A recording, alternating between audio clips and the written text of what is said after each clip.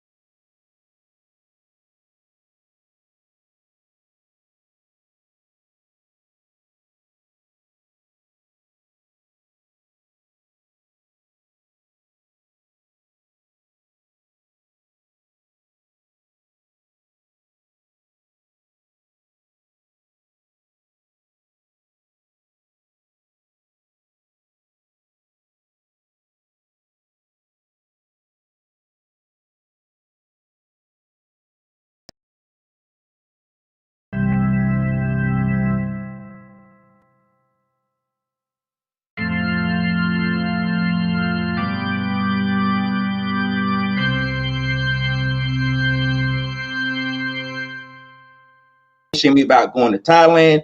You can't shame me about going to Africa, right, or Portugal or Morocco. Right. Them days are over. They're over. Right. And unfortunately, a lot of black women don't believe the fat meat is greasy. Right. But I'll tell you what, you'll find out myself. Yes, I am from North Carolina. I am country. And I embrace all that. So, I'm gonna use that. Damn it, the fat meat is greasy. But you know what? It goes back. The revolution will not be televised. The revolution will not be televised.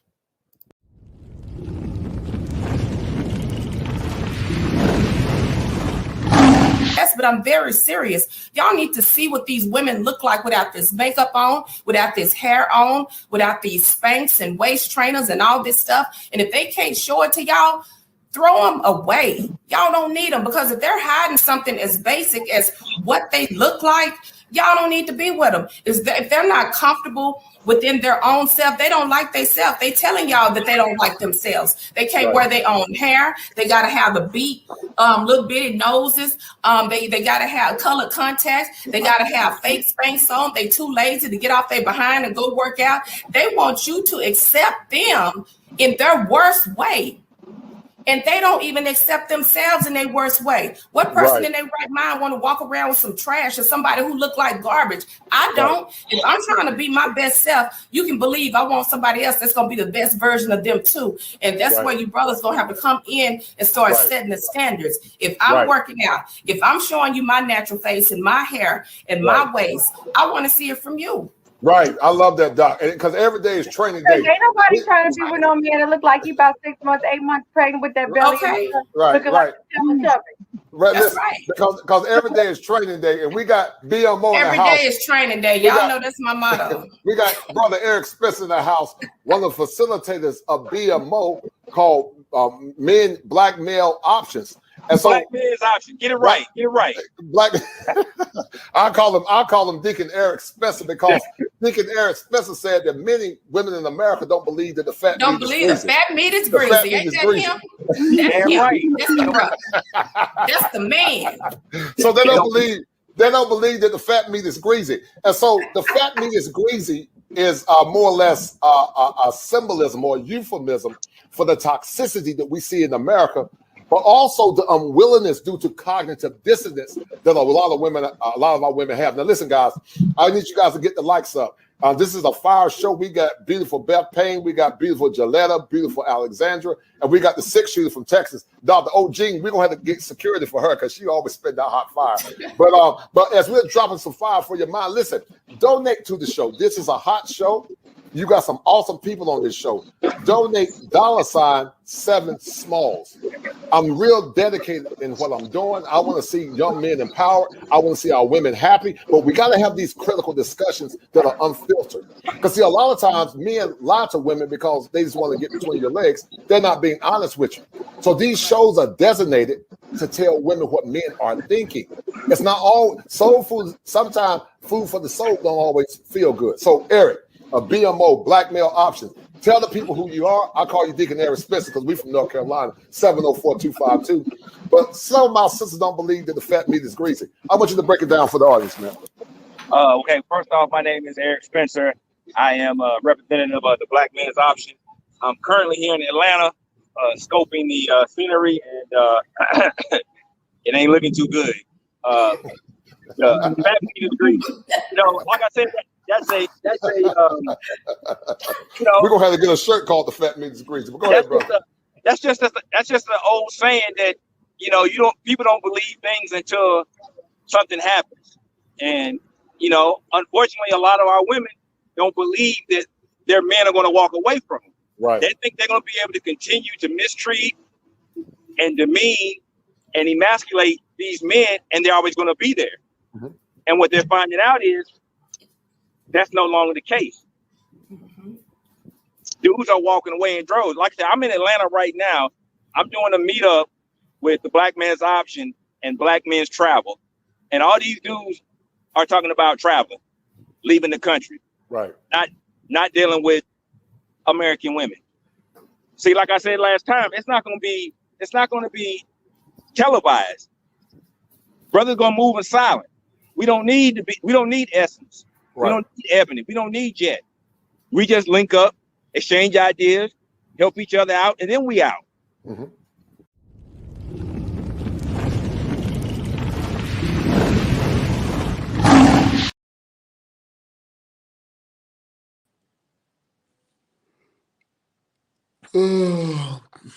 All right, guys, listen up.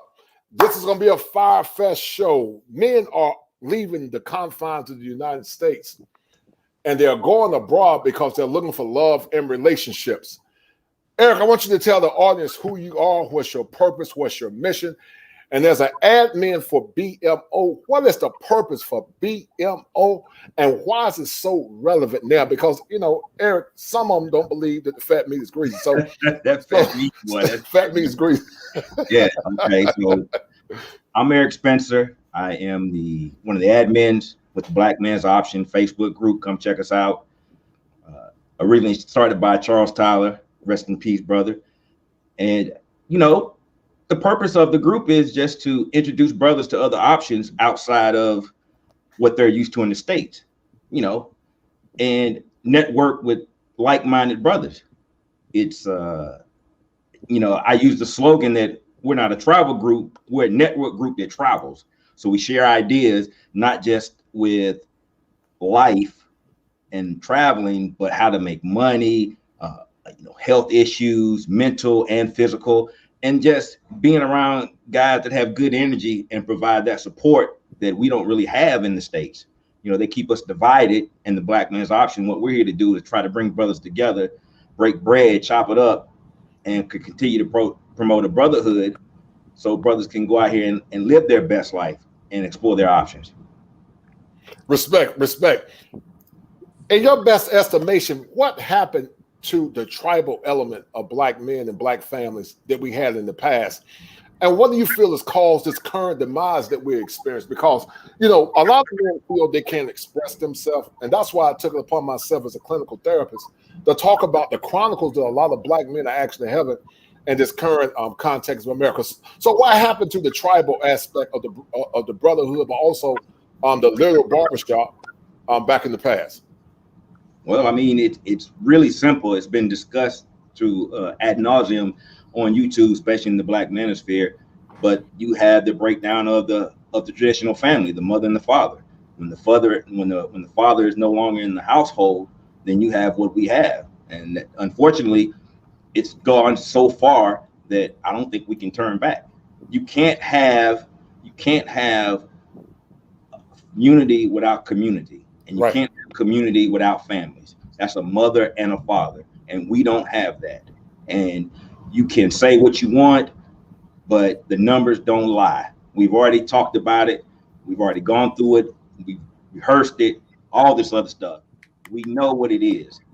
And that trend is not reversing. It's only getting worse. So, and at this point, brothers are just going to have to start to realize and accept that they're going to have to start looking out for themselves. They're going to have to save themselves. And this is what the Black Man's Option is about. We're all about offering brothers options in an environment where they're not judged because they have feelings about what they're going through in the States. And a lot of times brothers don't even know that they have these options. And that's what we're here to do. We're here to continue Charles's legacy. He started off as a pioneer. We joke around, call him Harry Tubman, because he led so many brothers to the promised land.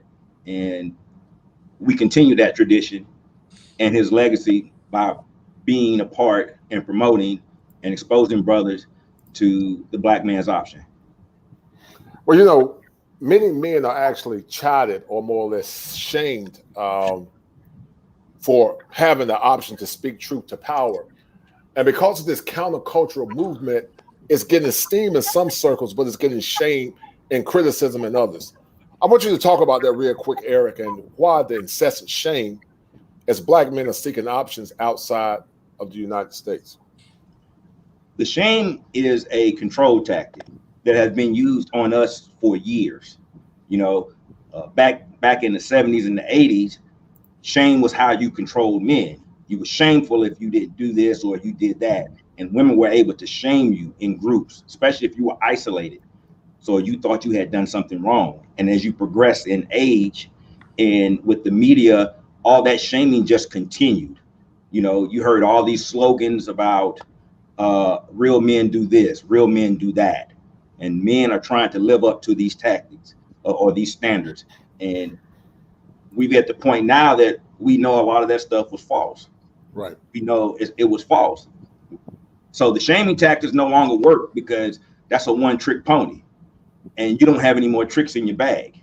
And that's the problem, because brothers are comparing notes, forming up like Voltron and getting these passports and get the hell up out of here. And that's a problem because a lot of the guys are playing Bs. And now, like I said before, shout out to Alan Roger Curry, the Black Male Revolution. The Beta Male Revolution, well, Black Male too. These men are wising up, comparing notes and figuring out, I don't have to take you like that. I can tell you no. Back in the days, we had that slogan, me and my kids is a package deal. Well, now I got Amazon return. I can send your ass back. I don't have to take it. I can just tell you no and have standards. And see, that's what they don't like. So they try to shame you but we've heard the shaming tactics so often that you're numb to it. It doesn't work anymore. It's a broken record. We know all the lyrics to that song. Your mama black, you broke, can't handle a real man, a real woman, and all the other things that go along with that, shaming to try to cajole you so that you can conform. Right. Well, it doesn't work anymore, and you have no more tricks in your bag. So brothers are going to be like, yo, I don't need to put up with that. I can focus on myself, get around like-minded brothers, get my passport, and start seeing other options that I can explore outside the States. You know, these shows are very timely because there are many men that are actually suffering in silence. Many men have gone to the grave, and thank you, Mr. GG Zero Money Down Real Estate Structure. That's a long name. But if you like what we're doing, Cash App 7 Smalls, get the likes up. If you can't donate a financial offering, please send this content to as many men as possible. As a clinical therapist in North Carolina, I want to liberate as many men as we can because we know that there tends to be bias towards men, but especially black men in America, and many men suffer in silence with unresolved issues. Now, we have this diverse panel. I call my man to the right, Obi-Wan Kenobi. He's a freedom fighter. He's from Brazil. And we're going to talk about yes, how you doing, Obi? And we're going to be talking about I'm doing pretty good. Yeah, thanks for having me today. Yes, sir. We're going to be talking about culture in Brazil, the difference in the women in Brazil, and where true masculinity actually reside. Now, we got my man Ken Hiawatha, and we got my man Chris Strongart. Chris Strongart, tell the audience why BMO is important to you and what does it mean in that loaded question. First of all, can you hear me? Yes, sir. I can hear you perfect. All right. So shout out to everybody in the panel right now. You know what I'm saying? Shout out to BMO. What's good? What's up, brothers? BMO is very important to me because to me it was the gateway. Just like Brother Eric was talking about how the Brother Charles Tyler was like the originator. Like I was going through my situation and, you know, I was looking for answers and I was able to start doing research on Brazil. And then as soon as I started looking into Brazil, Brother Charles Tyler's videos start popping up. I'm literally seeing the brother walk the streets of Copacabana, you know, walk through the favelas, walk with the people, you know, and all those things that people tried to tell you about Brazil just faded away because you start to get information from people who are there and have been there. Like even when I got back, I was talking to somebody and they were just like, "Oh, you went to Brazil, huh? Oh, when they trying to? Oh man, no, they be trying to kill you out there, don't they? They be trying to do this and that." I'm like, bro. First of all, don't listen to nobody who ain't never been there. If ain't nobody never traveled out there, don't listen to nothing they got to say because that's that once again that mindset to keep you on the plantation and try to keep you inside the box of don't do what you want to do. Basically, you have to follow the herd. You can't think as an individual. You know, you got to stay sheltered and in that closed mindset, like I said, you know, stuck in the matrix on the plantation, basically, to where you're not supposed to make your own decisions without going through the authority of the so-called black community. They're supposed to give you a marching orders, and if it ain't cool with the community, then you ain't supposed to do it type situation. So for me, you know, BMO has been like finding like minds, finding the rest of the brothers who are on the same wavelength, on the same page, who are pioneers looking for options, and they understand their value and their worth as black men. And we know that we are able to step outside the borders with no regret and no shame because we know who we are. We know how valuable we are. We know that everywhere we go, it's going to be a black community because the real black community comes through black men. Okay.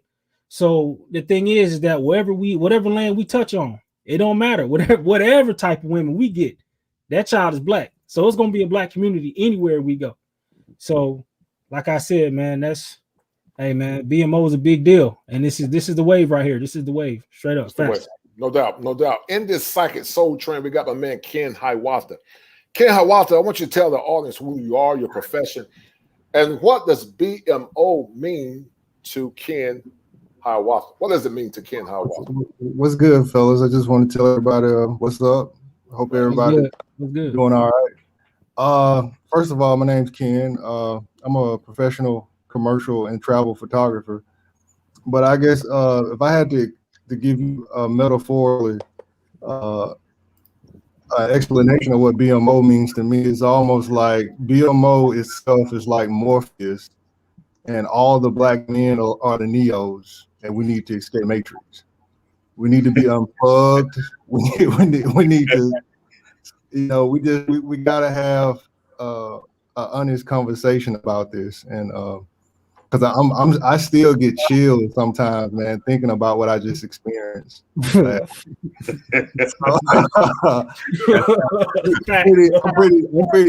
passionate about it. It means a lot. I'm so grateful to got a chance to experience this with some good brothers, and I met some new friends, and it's a brotherhood, man. Right. You know, a lot of guys have suffered in silence in the past. And, you know, and before we get to Obi, we're going to do what I call a psychic soul train. We're going to get responses from each man. But when you look at the peril of you all's relationship, and Chris, you talked about it earlier. What were you all relationships like before traveling abroad? And what do you feel like you compromised in trying to find love in America? Who want to go first? Want me to go first? Yeah, you go. All right, I'll go first. All right, let me tell you what. I completely like before I started traveling, like I thought I had to be a whole completely different person because of what what society told you that you had to be in order to get the basic respect from a young lady. You know what I'm saying? A female.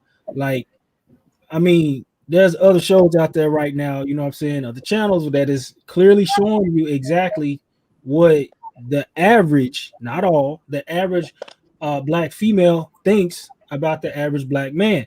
There are channels right now that are showing you clearly what they think of us. So the thing is that you're trying to live up to a standard that is almost imaginary. You know what I'm saying? You have to basically be Superman to get the basics from our so-called women. And for me, I was dealing with that image of having to stand up to be something that I felt like I was always chasing, right? But never knowing if I'd ever get there. So you always have this feeling like you're never good enough.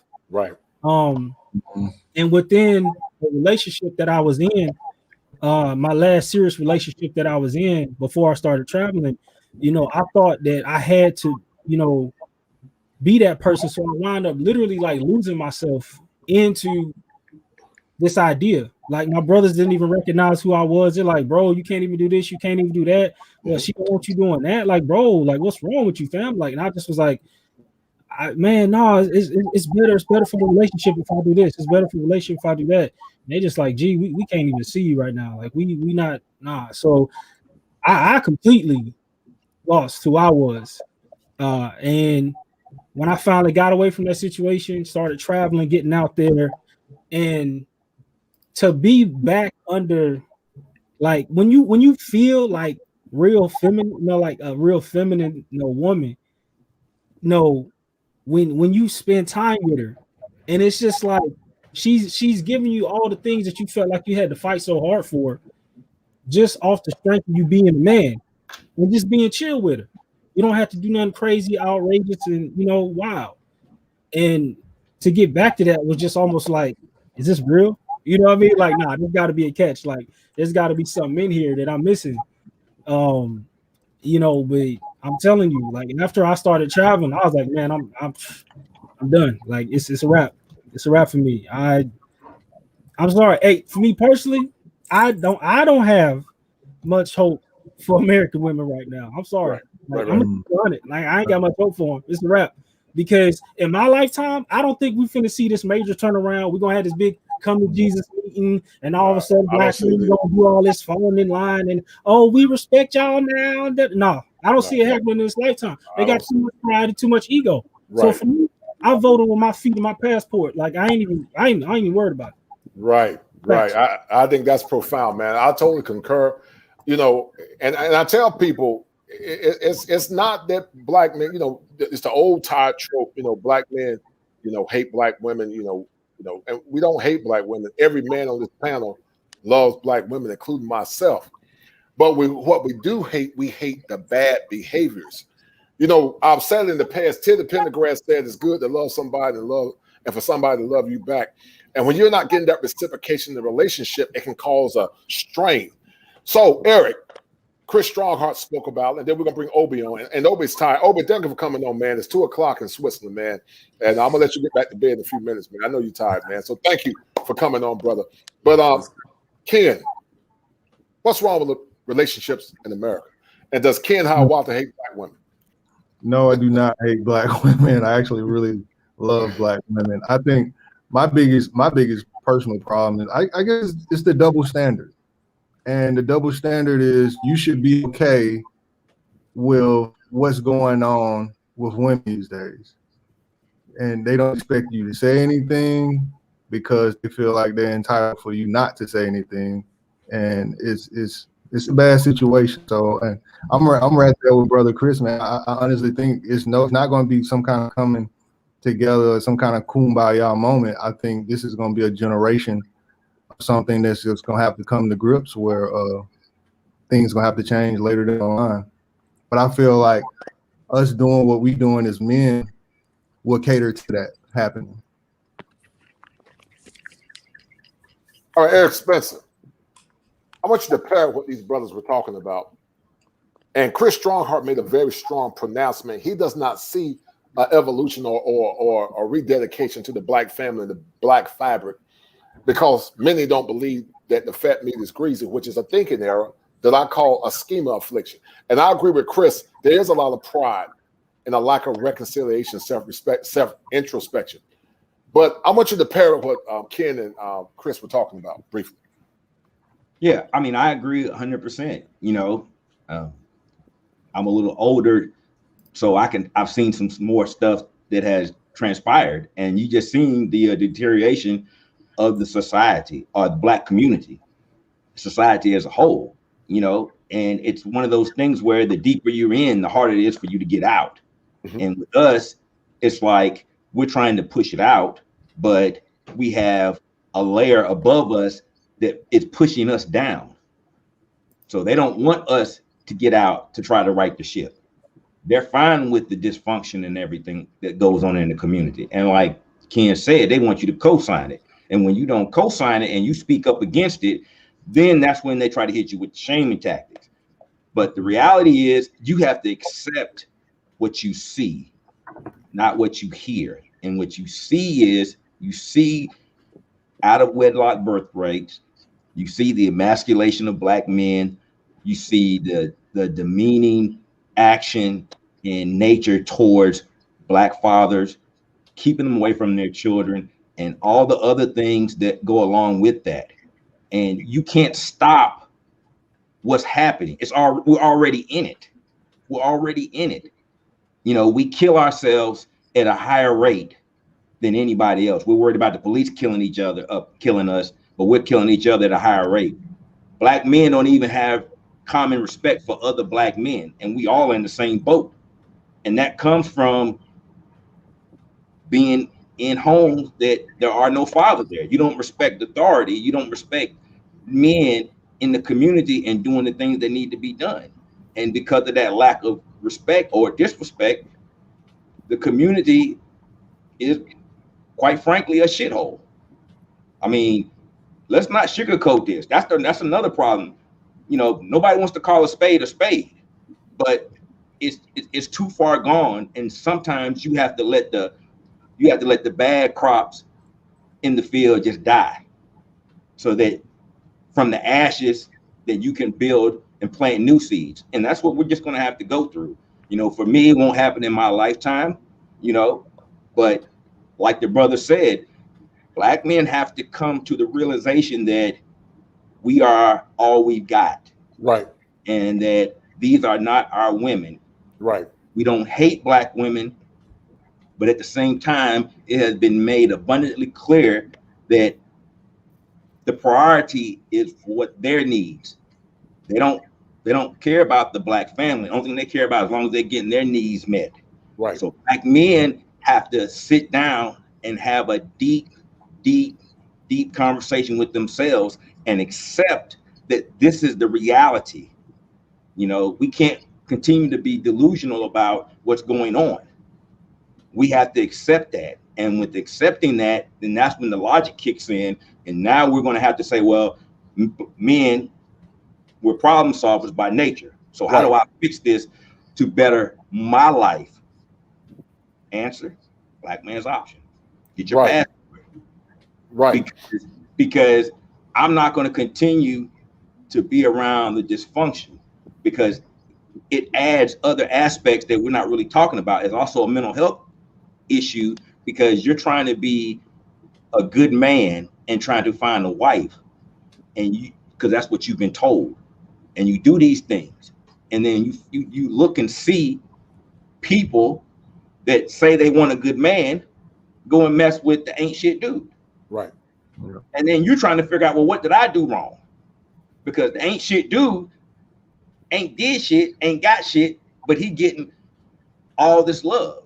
Whereas the dude that's hardworking, has something and whatnot, is frowned upon. You're labeled, or you're not this, or you're not that, or they don't want you when they're in their prime, but when they've gone through their options and exhausted them, now they want you to come back and save them. No. Them days are over. No more saving them. We all equal. You go your way, I go mine, because it's been made abundantly clear that that's the state of the black community. I'm sorry. Go ahead. No, and like I said, the echo of what is, this is not hate. This is acceptance. Right. You just have to accept this is how it is. You know. Well, there's an old saying that says that the opposite of hate is indifference. The opposite of hate is indifferent. And I think black men in America are becoming indifferent to a lot of the behaviors that we're actually seeing in this country. And because of that indifference, like Eric said, you know, you can't shame us anymore. It's actually funny now, because the cognitive dissonance that a lot of our women have, or just women in America, is telling black men, you know what? I'm going to go where I'm celebrated instead of tolerated. And guys, I want to share something with you. We're going to bring Obi on, because Obi's in Switzerland. I don't want to hold on too long, and I'm grateful that he took the time to come on. But you know, often you hear in many circles, especially on Father's Day, they say, honor thy mother and thy father. And that's not what the Bible said. The Bible said, honor thy father and thy mother. And we live in a culture where men are not honored. That's why I do these shows, the Kosher Clinician and the Manhood Chronicles, because these are men telling their stories within the contextual framework of a virtual barbershop. And so, Obi, I call you Obi-Wan Kenobi, like in Star Wars. Yeah, that's cool, man. You can call him like that. Obi-Wan Kenobi, man. You're the what I call, you are the exit point for brothers coming from the dark portals of America to the promised land. Yeah, exactly. I like that, man. Why is Brazil an option for black men in America? Yeah, man, like Brazil is such a beautiful country, and I also want to invite the brothers who never been to the country. I want you guys to come and experience yourself. You know, I want to shout out to Eric and the other dudes. Sorry I forgot your guys' name, but you know, I'm here. And also I want to thank you guys for taking the tours with me. I'm the one representing Favela Brothers. Go check that brother out. Yeah, so I've been like on this business for about 8 years. You know, I'm one of the very few like black entrepreneurs like in Brazil that you guys might know.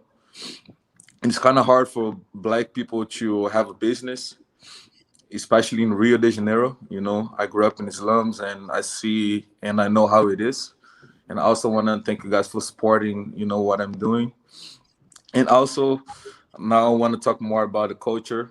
And Brazil is such a beautiful country. You have a lot to see and also to learn about. And when it comes to women, I would say, like, you know, Brazil is a friendly, you know, country that when it comes to women and stuff. So you're just a guy got to come in and experience yourself. You know, I'm not sure you're not going to regret. So I want to ask you a question, Obi. Yeah, go ahead. You're from Brazil, you know. And, yeah, 100%. And you know, as an Afro-Brazilian, how the men in Afro-Brazil more or less deal with women that are disrespectful. I want you to talk about it from the audience so the audience can hear you, because I don't want to put words in your mouth. But what happens to women that or children that don't honor their fathers in Brazil? What happens? What is the penalty? What is the consequence? Oh, was it a penalty? Yes, or the consequence for those that dishonor their father and their mother, you know, in Brazil. Like, to be honest with you, I was raised by my mother. I didn't have a father figure in my house. Yes, sir. So I was raised with like good manners from my mom, you know. And if you just dishonor them, like, you just get penalty, you know. You gotta just face the consequences. They don't treat you nice, you know. You don't get much respect, I would say, you know. Well, what are some of these things that you've seen, Obi, in Brazil that would let people know, listen, you don't disrespect the elders, especially the men in Brazil? What are some of the things that you've seen? Things I've seen it. So things that, you know, we discussed earlier and also mentioned. In Brazil, like, you don't expect like old men and especially men, you know, because like Brazil, you still have this kind of like macho mentality. You know, like men is still like above women, I would say. Yeah, so you just make sure you take care of the house, you take care of the woman, and they're still gonna respect you. If you don't do that, they're gonna be like unfaithful. Right. So what would you, so when you look at Brazilian culture, Obi, what percentage would you say of the women are in general loyal to the men in general? I would say like between 60 and 70. Okay, that's good. That's high. That's high. That's high. Eric, when you hear Obi's pronouncements, what's your take on that?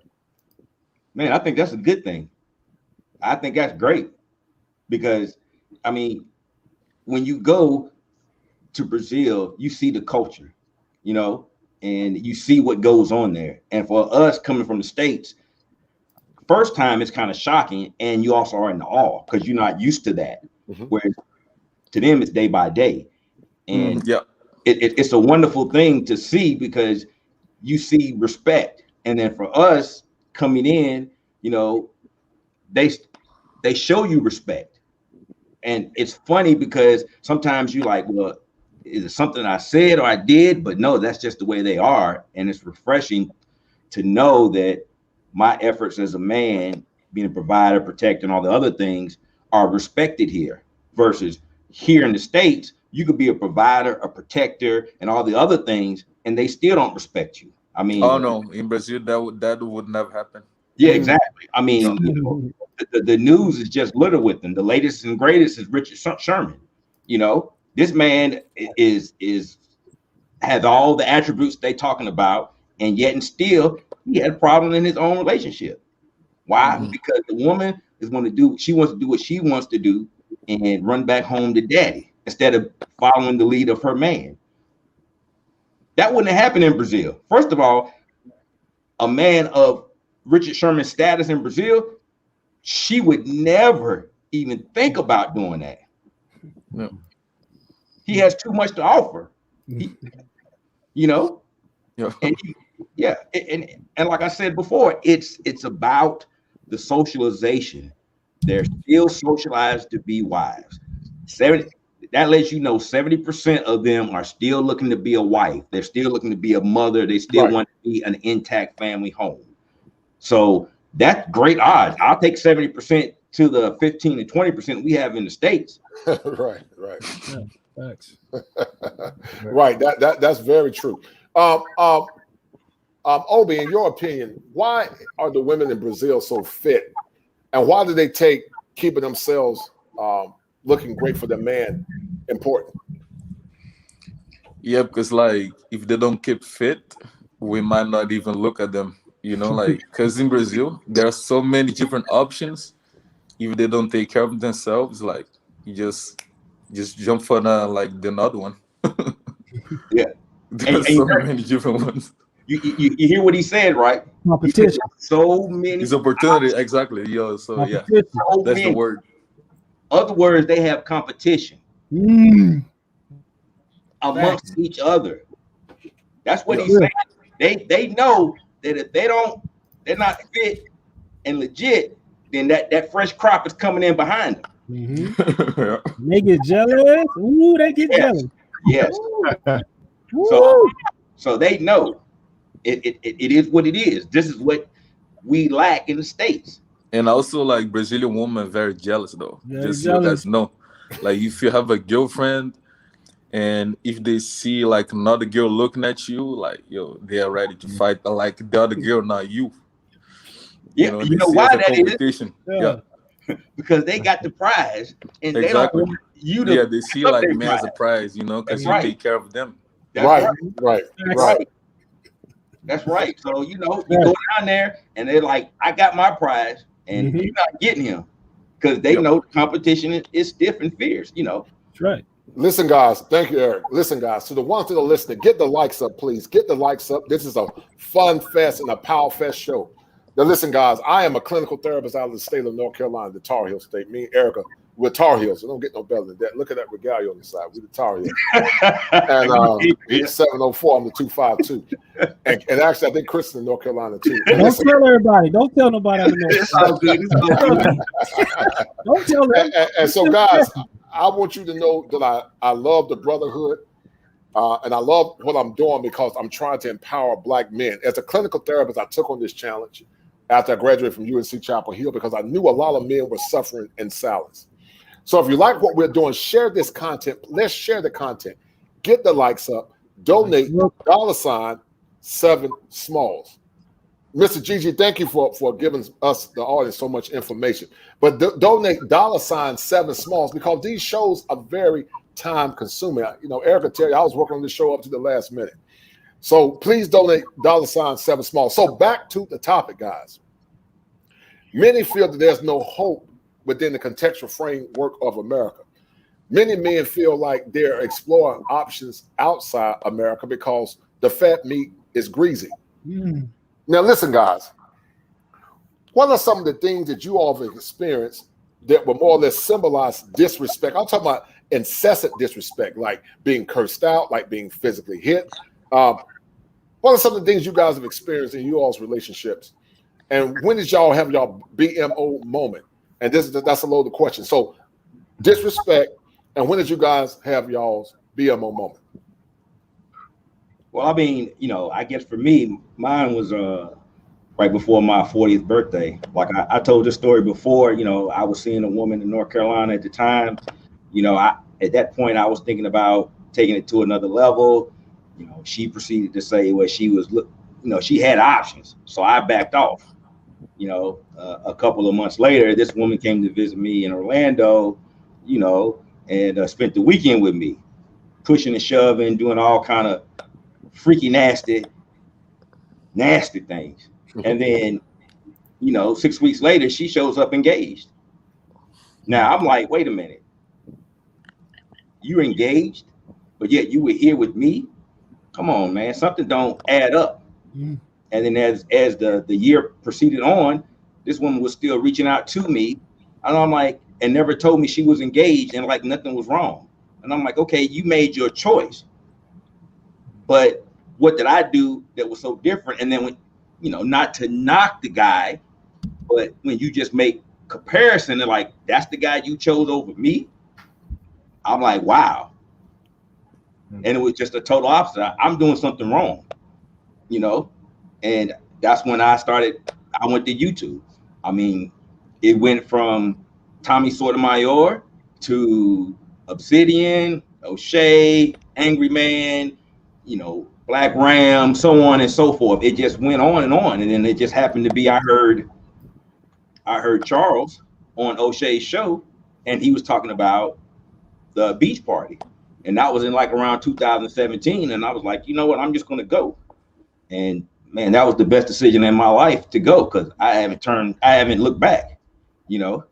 And the more that I go, like Obi says, there's a plentiful amount of beautiful women. So the more you go, the more in tune you are with what you really want. The first time you just get a preview, you don't get the full experience. But the more you go, the more of the country you see, the more options you realize you have, and know that you're valued regardless of whether you're a gringo or whatnot, you're still a man in that country. Ken Howard Walter, you heard what Eric Spencer said. Yes, sir. Why is the fat meat greasy in America and also in Alabama? We know it's greasy in Alabama. Y'all got all that fat food in Alabama. But why is the fat meat greasy in Alabama? And what are some of the behaviors that you see? But before you answer that, Ken, I want you to go back and talk about the times when you were disrespected. I want you to talk about the times when you were disrespected and it made you say, you know what? Enough is enough. Okay, I had quite a few. I just share one in particular that gave me my BMO moment. Was basically I was at a dinner party with some friends, and at the time I was dating this girl, and basically we all were mutual friends, and one mutual friend that she had with the girl that I was dating, we would work out together. And she stopped coming to working out, but I was really good friends with her dad, which was a doctor at the time. We played basketball together. But long story short, she comes to the dinner party together, and I randomly just say across the table, like, hey, you stop coming to the gym. I know you stop coming working out with your pop. And the girl that I was dating, man, she looked at me and looked at her and said, why you asking her so many questions in front of everybody at the dinner? So it was just a sudden pause. You know, and I'm just looking at her like, you know, I met her before we started dating, right? And she was just like, I don't care when you met her. And so it was kind of like, it was like that at that moment, man, it dropped the ball for me, man. It was real disrespect on a level of embarrassment that I just couldn't fathom. So that was really my BMO moment, man. Because I knew if I would have regurgitated or said something out of the way, you know, they would have took it as toxic masculinity. Her friends would have defended her, and they would have been like, Ken, you need to chill out. But told her that she was out of line. If she had an issue with me, all she had to do after the dinner party could have, you know, talked it out or whatever. But she didn't have to do that. Right. Excellent. What do you see in the attitudes with the women in Alabama, Ken? Tell me what you see, brother. What do you see? It's one of those things where you got this alpha woman and everybody else is following. It's like no women really thinks for themselves here. They're trying to appease a circle of friends. So, you know, they can have a perspective of trying to be traditional, but they're still trying to hold on to this more minute, I guess, modernization kind of style of a female, you know, because in the South, you still got the Bible Belt. But, you know, things are so modernized now, man, and everybody's grasping a hold to this feministic ideology. So they're trying to play both sides. You just can't do that. Okay. All right. Chris Strongheart, when did you experience incessant disrespect, and when was your BMO moment? Man, how many times was I disrespected? In just one relationship alone, man. Like I had a doozy, you know what I mean? I had a hell of a relationship where it came down to, for me, when it started involving my child. That's where I started to have to make real decisions in that relationship, you know what I'm saying? Because you know, I mean, I'm referring to back when I was married, you know, I had to deal with somebody who was always coming against me about, you know, my son. So it was always just like, you know, how come you don't do this? How come you don't do that? How come? And I'm just like, wait a minute, like, I'm right here. Like, I could be, because at that time I was in school, I was in college. We was both in college. But if I'm working on an assignment or something like that, or if I'm chilling, just relaxing even, you know what I'm saying? I got my wife coming to the crib, you know, cutting up on me, talking about, how come you ain't taking him outside yet? How come you? I'm like, you see, I'm sitting here working on an assignment. What's your problem? So, you know, I would get all kind of attitude, and that's like a small example of something that would just get blown way out of proportion because it was constant. That's the overall theme, and there were so many different attitudes that stem from that, thinking that they was the better parent and stuff like that. So I had to deal with a lot of that emasculated energy coming from somebody that I'm supposed to be married to. We supposed to be a family, but you treat me like I'm the second parent in the house. You know what I'm saying? So, like, I'll tell you something about disrespect where my wife in the kitchen cooking. She done told my son to go in the room and sit down and stop coming out the room. And then he'll come out and be hard-headed. I'll tell him to sit down. Your mama done told you to sit down. And then she'll come at me like, why you talking to him like that? I'm like, what? What do you mean? Why am I talking to him like that? You know, her reason it was just, oh, well, don't, you know, he ain't 15. Don't talk to him like that. I'm like, 15?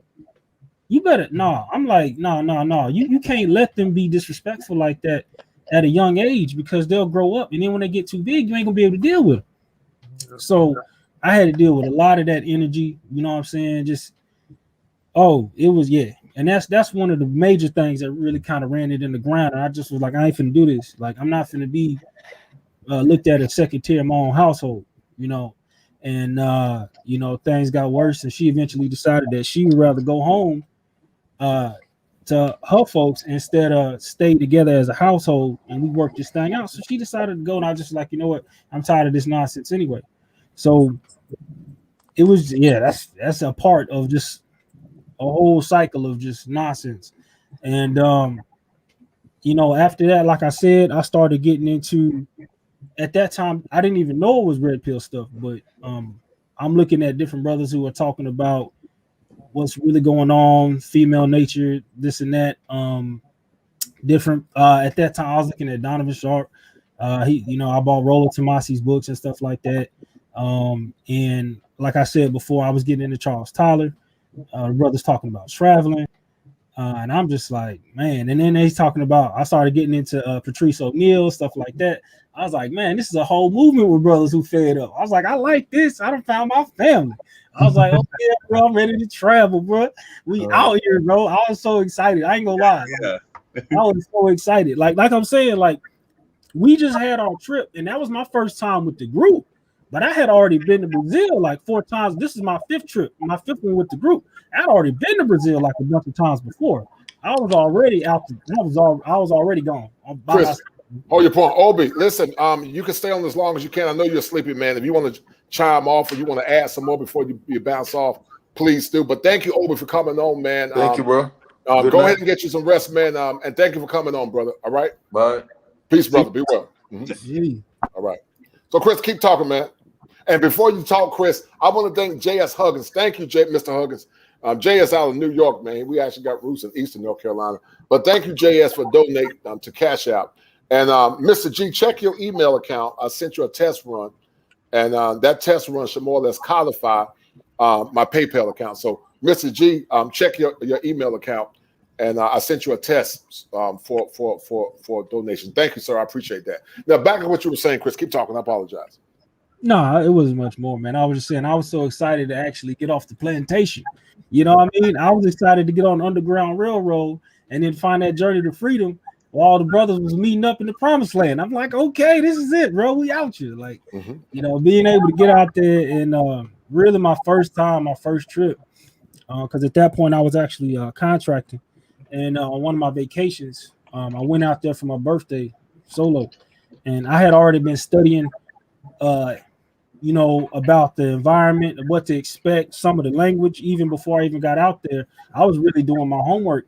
And I got out there and the legends was true. You know, like my first day there, I had just landed. And I had a contact with a brother who was just like, hey, man, if you want to meet some girls, come out on the beach. And I just was like, I don't know, man, I'm just landed. I don't know, I'm tired. He just was like, well, the sun's going down. He's like, they're going to leave at about 5. It's on you. I'm like, I ain't that tired. Now let me go out here and see what's happening. So I walk from the Hilton all the way down by pretty much 147 tent, which is basically in front of Othan Hotel. So I walked all the way down around there and I hung out.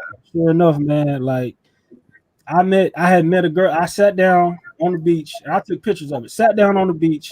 I'm chilling and I'm just sitting there thinking to myself, like, man, I'm sitting in Copacabana. This is wild. And I look over to my left and I see this girl in a bikini just chilling, just bad Marina, just sitting there. And I'm just like, who is she and why is she alone? I'm not used to that. You know, where I come from, she don't just wander around by herself and ain't nobody trying to holler at her. Like, no, I mean, like, where I'm from, like, no, like, somebody. That ain't happening. That ain't happening. Like, no, ain't nobody just finna let her just, you know what I mean? So I'm like, no. So I asked her in Portuguese. I just was like, do you speak English? What's your name? This and that, da. And then we started chopping it up a little bit. Came over next to me. We started talking. And then from that point on, I got the experience and I never looked back because she just wanted to, like, we was hanging out, we going to dinner, we chilling, getting, you know what I mean? And just the energy from her was so unexpected that I didn't know it was real. I'm like, wait a minute, is this a game? I'm like, is it serious? You know, because I'm like, oh, after the first day, nah, she ain't gonna want to come back. It is what it is. Nah, she was hitting me up. Are you okay? What do you want to do today? Let's go hang out, this and that. Let's go on the beach. You know what I'm saying? She's like, let's go to the playa. I just was like, oh, okay. All right. She want to kick it for real. All right. So, man, like my first experience, my very, very first trip there was just like, there's no way I'm not coming back here. I can't. There's no way I'm not coming back to Brazil. Like, I understand what brothers talk about when they say you can't go there just once. Like, you will go back. You know what I'm saying? Bruh, you will go back. I'm trying to tell you, man. Like, ain't no just one trip. You're gonna go back, man. It's whoo, yeah, man. The legends are real. No doubt. Thank you, brother Eric Spencer, for that timely donation, Mr. Melanie. Thank you, guys. I really appreciate the love and support, man. You know, I love you, brothers, man. You know, because you know these shows are time consuming. I want men to tell their stories, man, because you know in therapy, a lot of times men are actually not heard. Most therapists look at things through the feminist theory lens where they don't hear the pain of men. And so many therapists come in with a very biased worldview when it comes down to male pain. So I'm grateful for Eric. I call him Deacon Eric Spencer and the brotherhood that we experienced in Brazil. Now listen, there's a movement going on. And some would say that BMO is actually the new SYBM, or is BMO a subset of SYBM? Eric, you tell me, you the deacon of the movement. Is BMO the new SYSBM, or is it a subset of SYSBM? So I would say it's part of SYSBM. It's just a path that you choose. SYSBM is Save Yourself Black Man. Right. Okay. Mm-hmm. So there's different aspects of that. I think the Tribal Brothers, which is the Black Man's Option, and other various groups, is a subsegment of SYSBM. Because some guys go SYSBM and they still continue to date in the matrix, but they're not getting married, they're not living in, they're putting all their assets and trust in LLCs, and they're getting vasectomies. So there's different aspects of it. And I think the Black Man's Option is just another branch on that tree of SYSBM. Mm-hmm. You know, because some dudes, they still want to date women in the States, and that's good. I think a lot of brothers, when they come on group trips and whatnot, and they get introduced, they go back with like their chest out because they let the women know to say, hey, look, I just came back from Brazil. Mm. And if you can't get in line, you're going to get left behind. No doubt. Right. And in the back of their mind, they know. We know what the trigger word. You say Brazil to a Black woman, and you're going to see her transform on your ass. It's a trigger. Man, a trigger. A trigger. I mean, you'll see the pitchfork and the horns, all that stuff come out. That is like they're kryptonite. Yeah. And I mean, I've had it, I've done it, I've tested this theory over and over again. Right. So you know, SYSBM is real, and with the advent of the Black Manosphere, you know what you're doing, Seven, Dr. Neil, and all the other brothers out here that are doing it. They're feeling it. Right. Don't think they aren't. Trust me, because you're starting to see more and more women, Black women, speak out. Some of them are doubling down, but some of them are wising up. But at this point, you know, it's too late. It's too late. Because brothers are SYSBMing.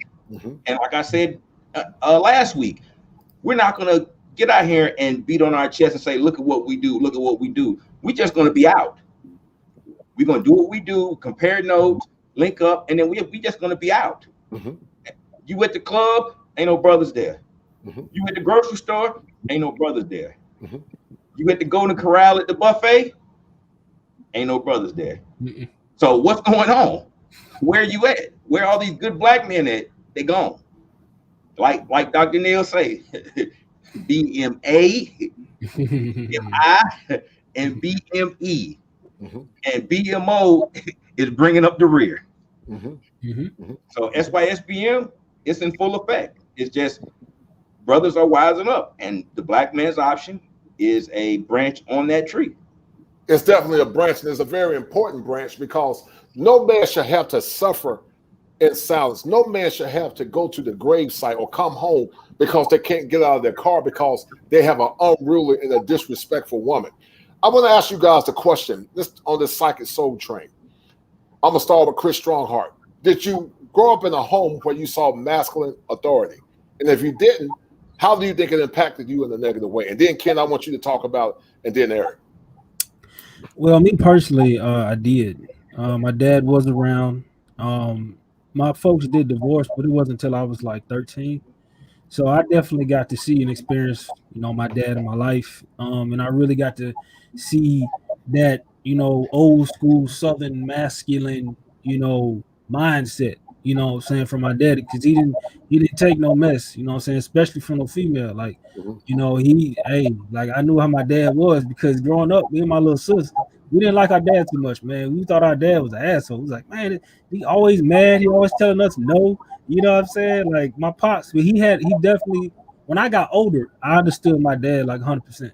Like he definitely had a masculine authority in the household to where, how, like, when you were a little kid and you want to wake up Saturday morning and run to the TV and go grab the cereal, you know what I'm saying, and go get your munch on, but you got to keep quiet because you don't want to wake daddy up.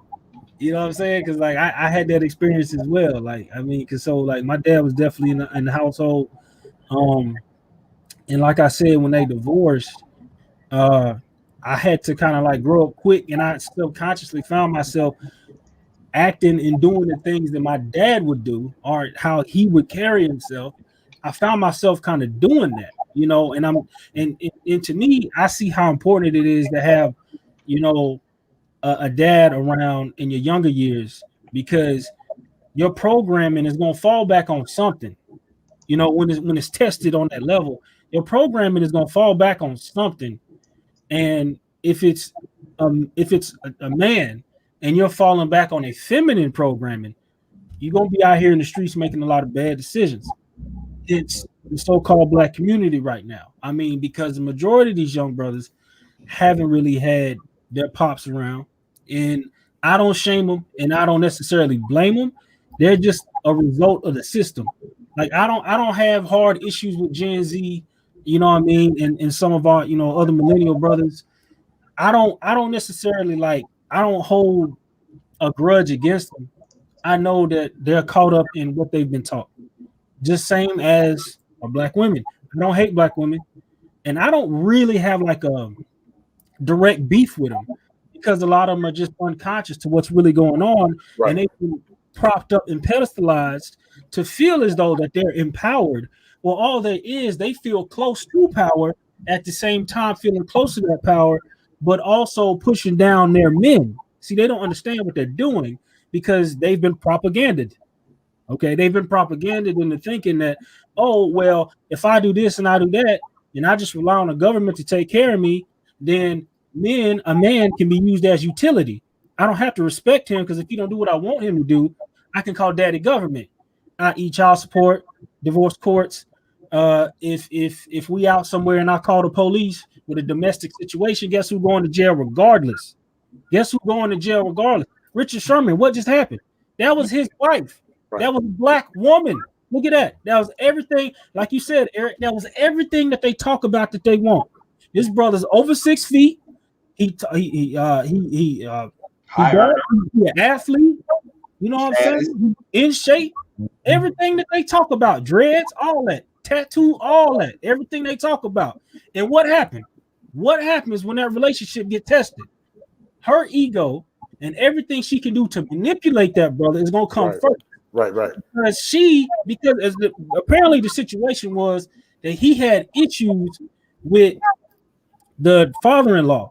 So he had beef with the father-in-law, and then he got into it with the uncle. They put him out the house or something like that. He's trying to get back in, and if you heard the 911 call, she said she locked the gate, so he couldn't even get out the gate. And he had been drinking, but he's ready to square up with the dad. But the result of that is because there has been tension and drama throughout that whole situation and that whole marriage. Because the thing is, now Richard Sherman is on the south side, on the downside of his career, okay? And, you know, he was a top dog when he was with Seattle and all that, but now he's on the other side. And it's kind of funny how all these athletes, as soon as they start to retire, they start to get divorced. They women start to get out of pocket. Yep. Because this is why I don't believe all the stuff that they talk about that I'll submit to the right man. No, you won't. Nope. You won't. Because let me tell you something. Because that's why I believe the narrative that they have to be bred and taught in how to be wild. Right. The thing is this: you'll sit here and say, "Oh, if he's the right man, I'll submit." You're not used to submitting, therefore you will not.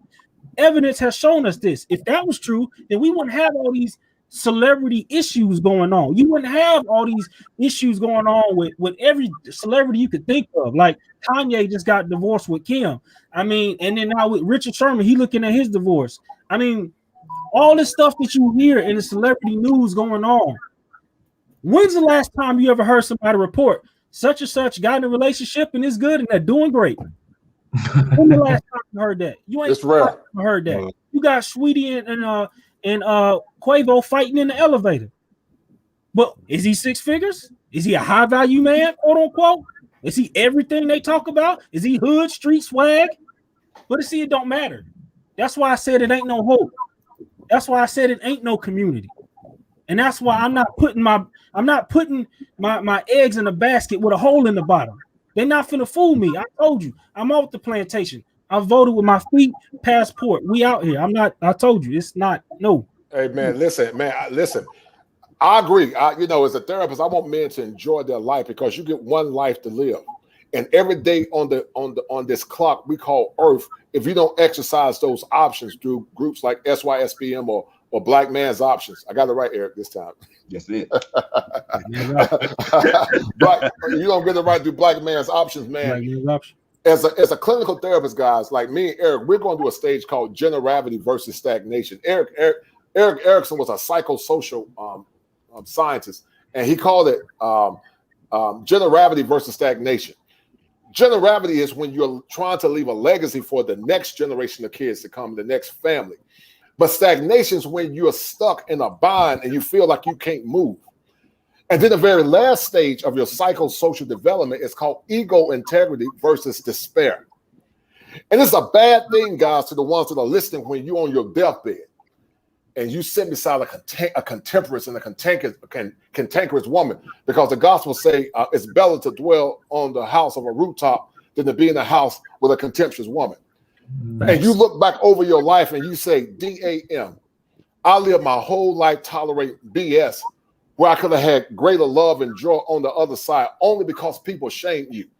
And when you're about to take your last breath and you look back around and you look around and realize you didn't live your life on purpose, that's a sad thing, man, because you realize that you could have had better options outside of this toxic time called America, but you choose to believe that the fat meat wasn't greasy, but indeed the fat meat is greasy. Mm-hmm. And so I'm doing these shows to the guys that are listening. Thank you, Mr. Smith. Thank you, sir, for donating.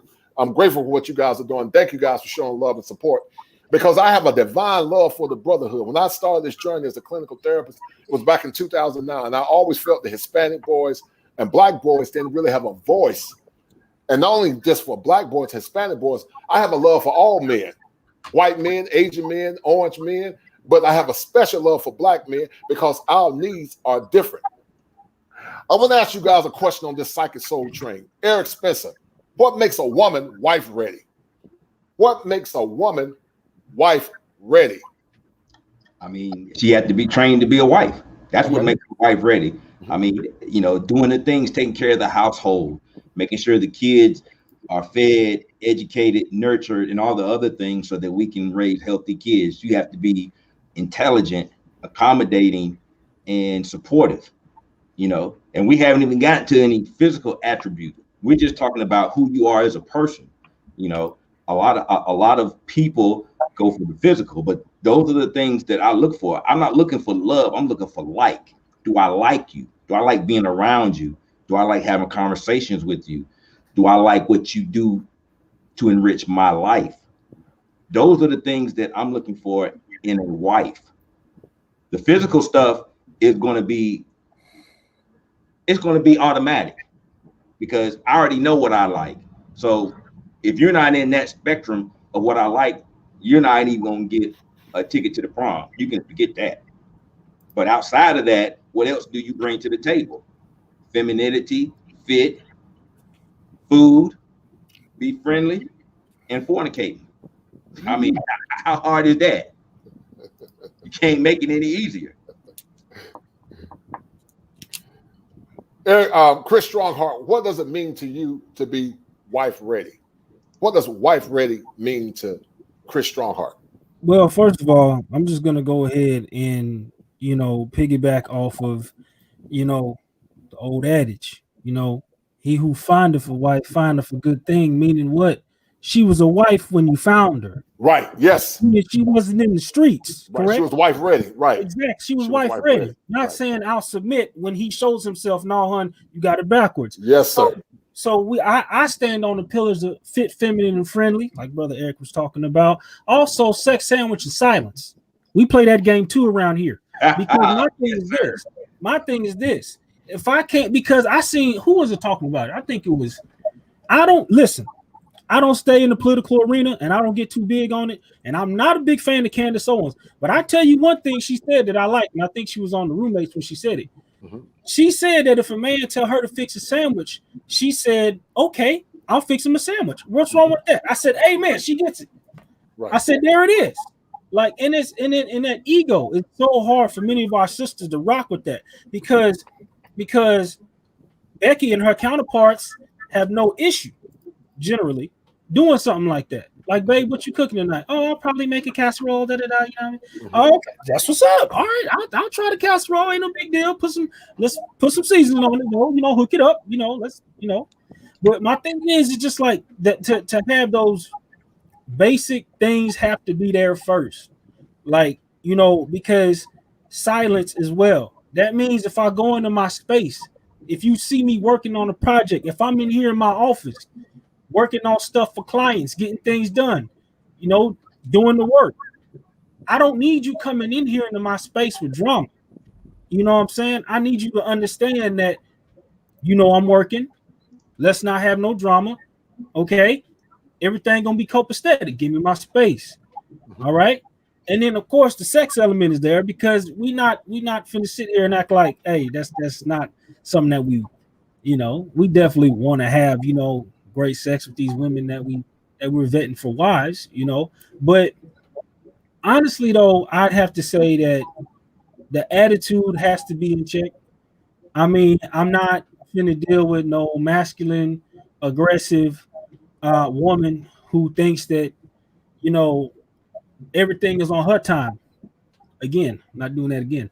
So I'm saying, man, it's just like when you've experienced better, it's hard to kind of just go back and act like it didn't happen. Mm-hmm. Now you on a new level. You know what I'm saying? You're on a new level because now once you've been there, and brothers in this stream, y'all know. Oh, okay? I know. We know. All right, we was all there. We had the experiences. All right, we got all the t-shirts. Like, we know what happened out there in Rio. And the brothers who want to sit here and act like, oh, y'all just blowing it up, this and that. Let me tell you something. All the brothers say, oh, they're gonna try to kill you out there. Let me tell you something.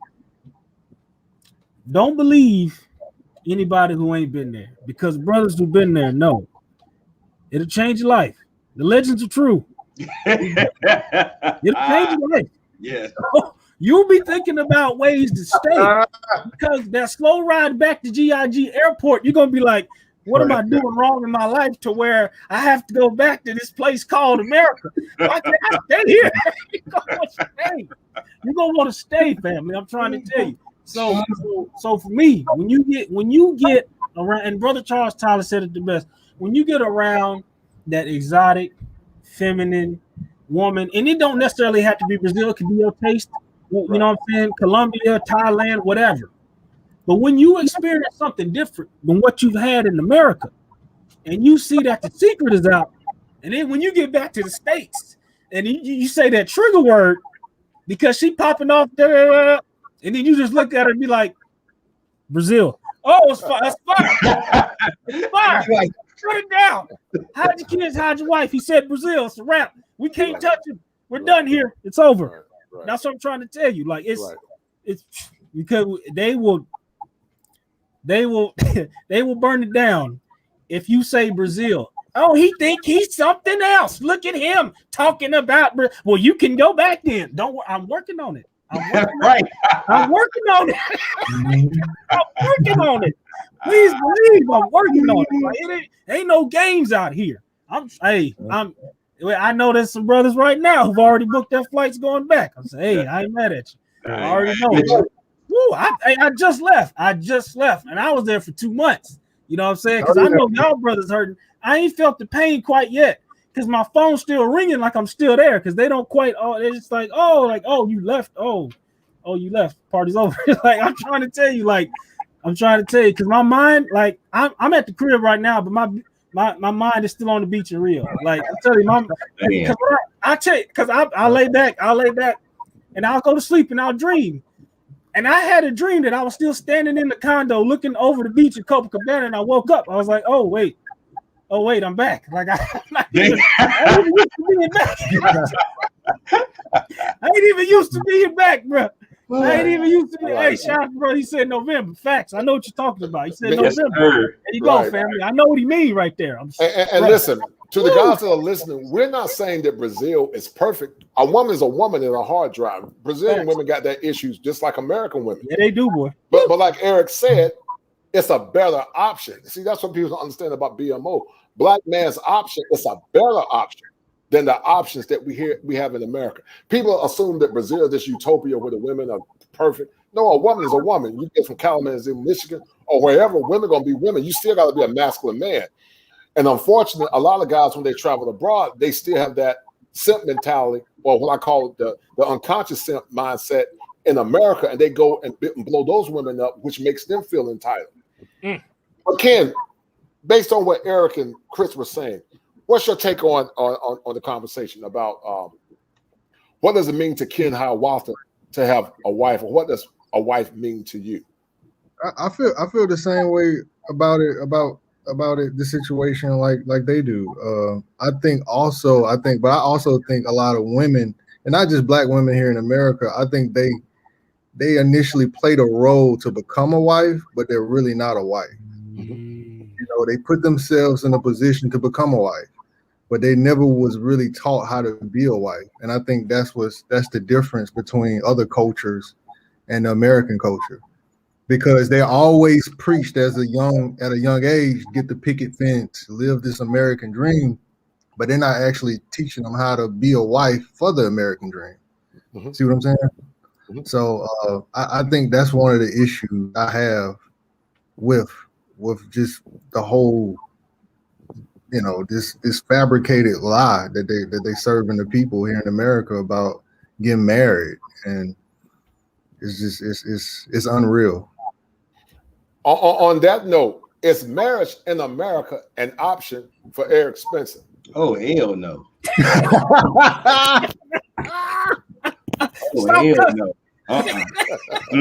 Marriage in America. Hell to the no. Hell to the no. Look. Get demonetized saying that stuff, right? Well, hey, look at, and in that instance, I believe the fat meat is greasy.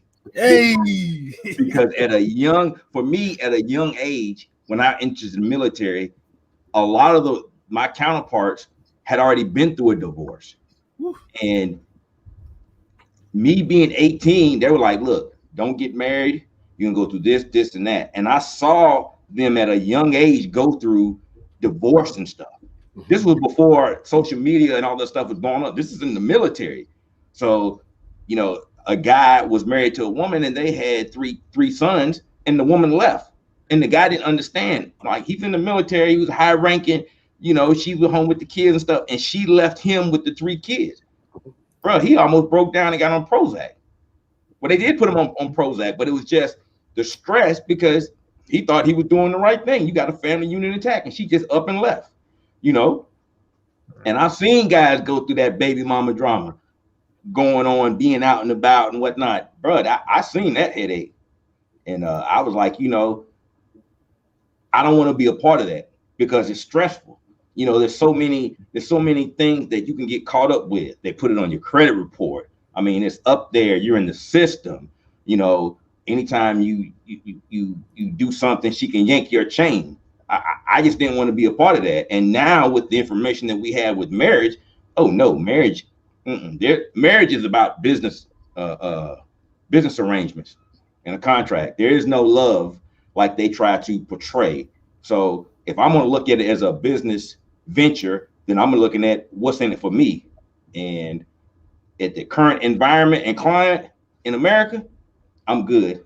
I don't even want to subject myself to the stress and trauma and things that affect men. You know, by you being a clinician, you understand the mental health aspect of all that stuff these guys go through. Right.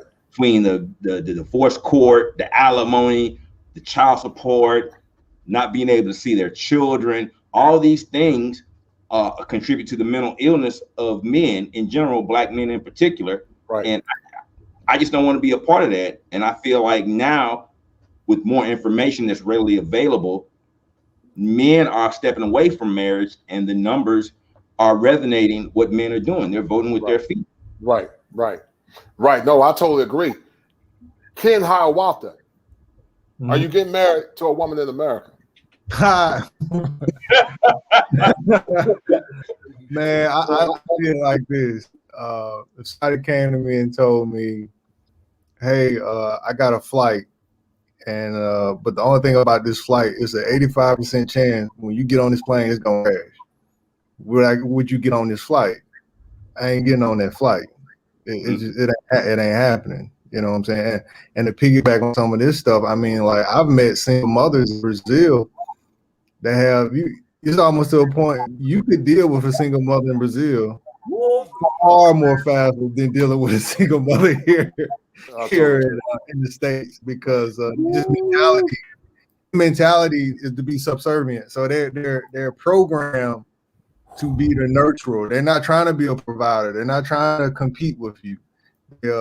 They see your potential, and if they feel like you're the provider that you could be for them, man, they with your program. Right. and that's it. It's your way. Right. So, they ride for each other. Right. I don't. And on that being said, I don't see myself getting married to an American spouse. I unfortunately, that's just my mother should have some diverse grandbabies. I'm just gonna say that. Well, we know Chris Strongart. He gonna find him an American wife. Chris Strongart, is your next wife coming from America? That's probably the last thing. And I'll do again. No, man. Like, no. Ain't nobody. I'm not getting married in the States. And as far as getting married in Brazil, I mean, we was out there actually when we had just came out of the shopping mall.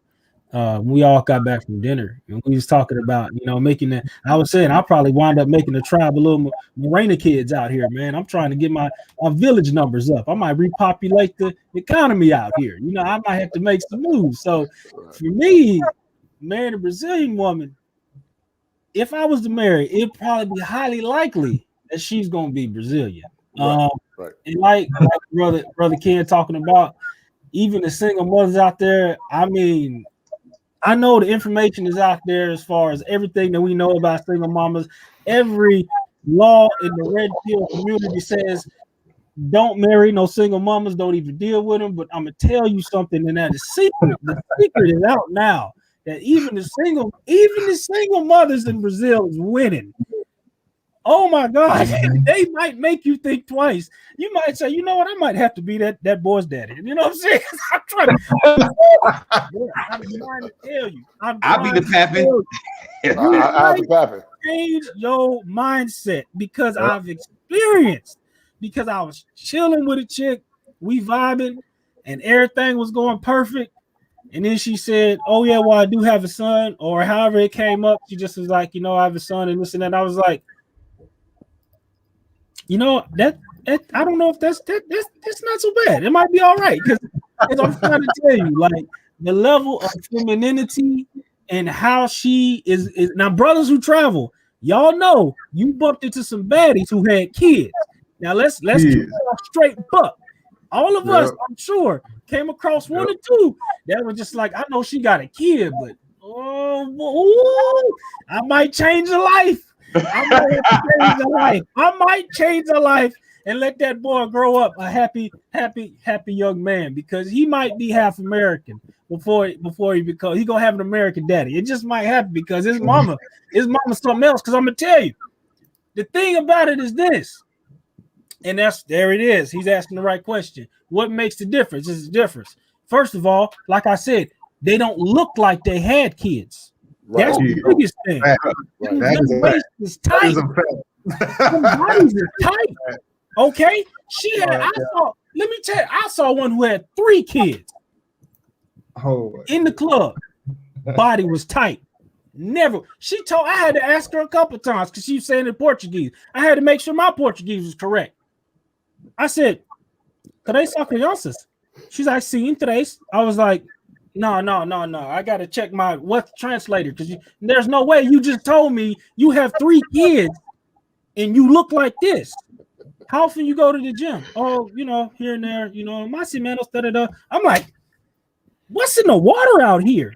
Because I'm trying to tell you, and not only are the body type, but the attitude is in line. She's feminine. I had one walking around with me in the grocery store as on the soul.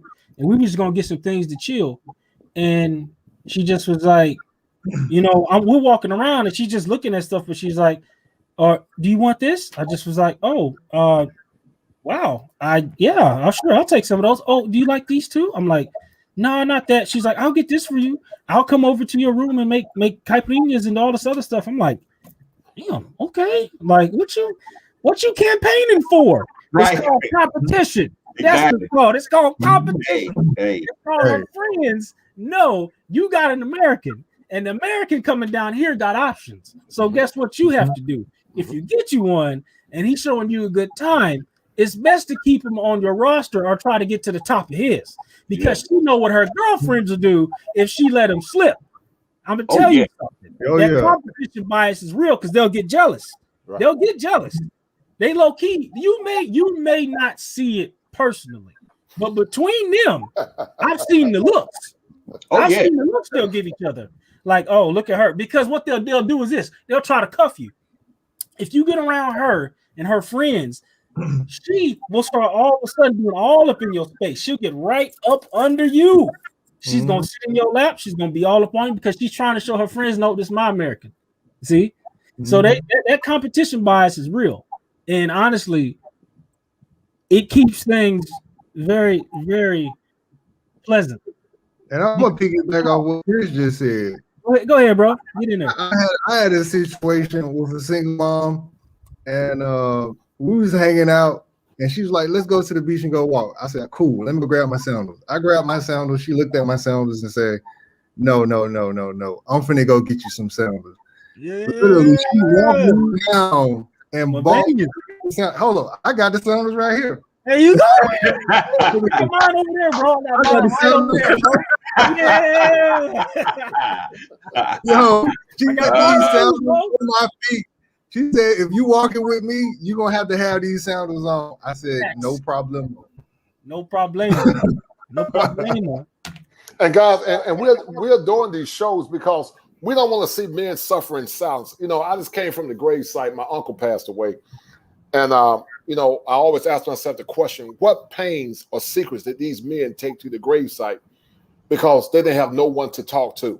Many men suffer in silence. Chris made a very poignant point that divorce and the thoughts of a man's wife committing infidelity can be devastating to a man's psyche, because men by nature are not emotional. We're just not emotional. We don't go through a spring of emotions. But when a man finds a feminine woman that loves him, when a man finds a feminine woman that honors him, it does something to his calibration or his schema.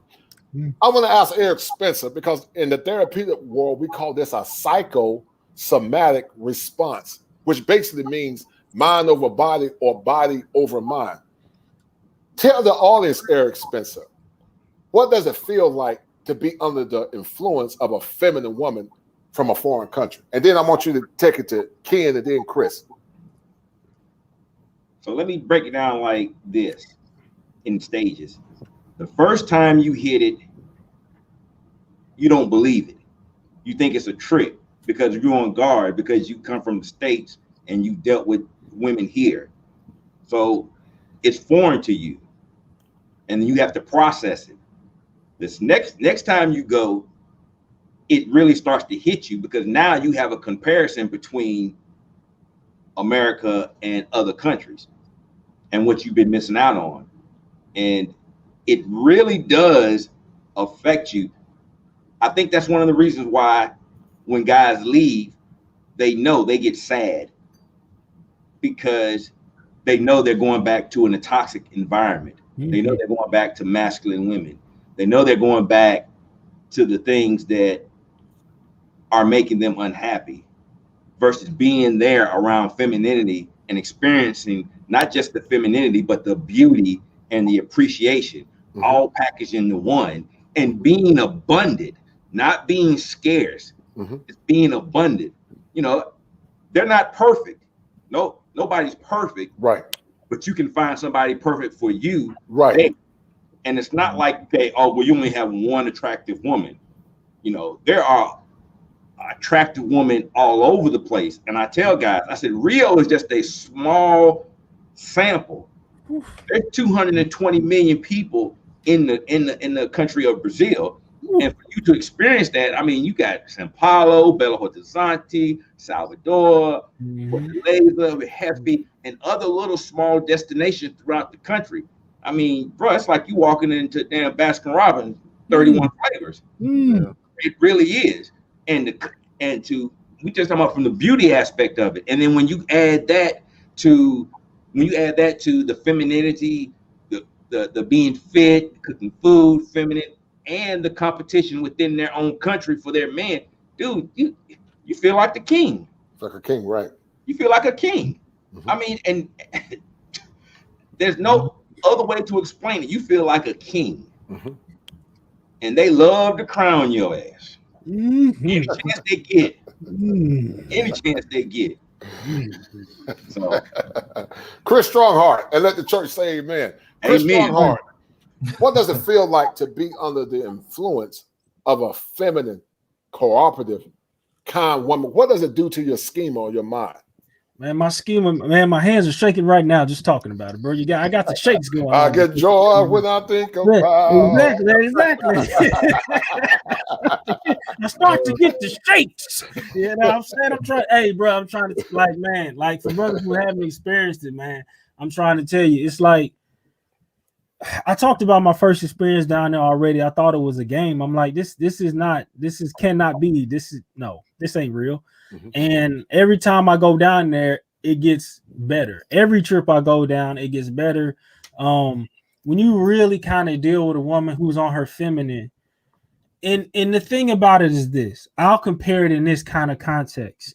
A lot of the culture down there anyway is based around family.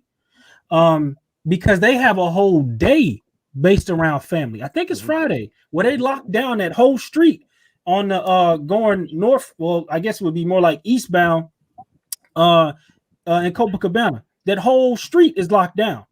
And they have the families are out there on bikes, roller skates, and everything is locked down to where they direct the traffic. Everything is different because family is that important.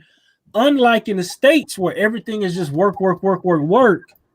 You have a place where these people could be some of the poorest people You even have the homeless man is dancing in the streets to the live music that they playing every night. Mm-hmm. Like I'm trying to tell you, like it's the environment is so different based off what you're used to, and then when you meet women who are brought up in this environment and you get around them, it's just like I said, it'll change your life because the way they treat you is just like you almost think to yourself, like, what did I do to deserve? Like, you know what I mean? Like, what are you trying to get something out of me? But no, they're genuinely like into you. The ones that are into you are going to be into you because they do have a thing. Brazilian girls can be very upfront, and you know they'll be like they'll let you know how they feel. They wear their heart on their sleeve for the most part. They'll tell you what's up, and if they're not feeling you, they'll let you know. Like, you know what I'm saying? Like you said, it's not a utopia. It ain't perfect, but the thing is that it's better than what you're used to, and like you said, you'll feel like the king. You'll feel like the king down there, man, because she'll show you her culture, and that's the biggest thing that we're missing in our community. Is a culture. Our so-called community is not a community because we don't have a culture. That what would you right now? If anybody who disagree, what is Black culture? What is it? Right. See, that's what is it? So exactly. that thing is like when you actually go down there to a culture where they have a respect for their men, like, and especially in Latin cultures. The sisters were bred and were born, and they were bred to serve food to their brothers. Right, to the brothers, right. Not even that, just her brother. Right. She would fix a meal, her mama and grandma would get in the kitchen, and all the men would sit down, and the sister would serve her brother. Mm-hmm. How's about that to any brother out there who don't get along with his sister? And you know how your sister will pop off and say whatever. Just imagine her serving you food, growing up in a culture where your sister served you food. Mm-hmm. And see, Chris, and you're right. You're 100% correct. And see, you know, I used a term that was used by, I think it was Patrick Henry in the 1700s during the Revolutionary War. Some, not all, there's some great women out there that are listening. So shout out to the great women that are out there. Shout out. But Patrick Henry said, give me liberty or give me death. But also it was said, many want taxation without representation. And so they want you to put your life on the line. Facts. They want you to die. They want you to provide and protect. They want modern, or they want a traditional man while they remain modern. I saw a meme, guys, and then that meme, the woman was saying, every child man should know how to cook for himself, as that's a basic life skill. And I said that's fine, because I think a man should know how to cook, you know, as a basic life skill before he get married. But if he gets married, then why he's still primarily cooking and doing those things that he normally would use a wife for? Because on the flip side, when I told him, I said, you're right. Every woman should know how to cut grass, change oil, pump gas, and defend herself. Then you heard the crickets chirping. So Ken Hiawatha. Yes, sir. What does it mean to Ken Hiawatha to have a feminine woman? You were around some feminine women. I even took a picture of it. And, and listen, guys, y'all go check out my interview with Ken on the Kosher Clinician. Go check out my interview with Ken, and he was all booed up with that little pretty Brazilian. I mean, yeah.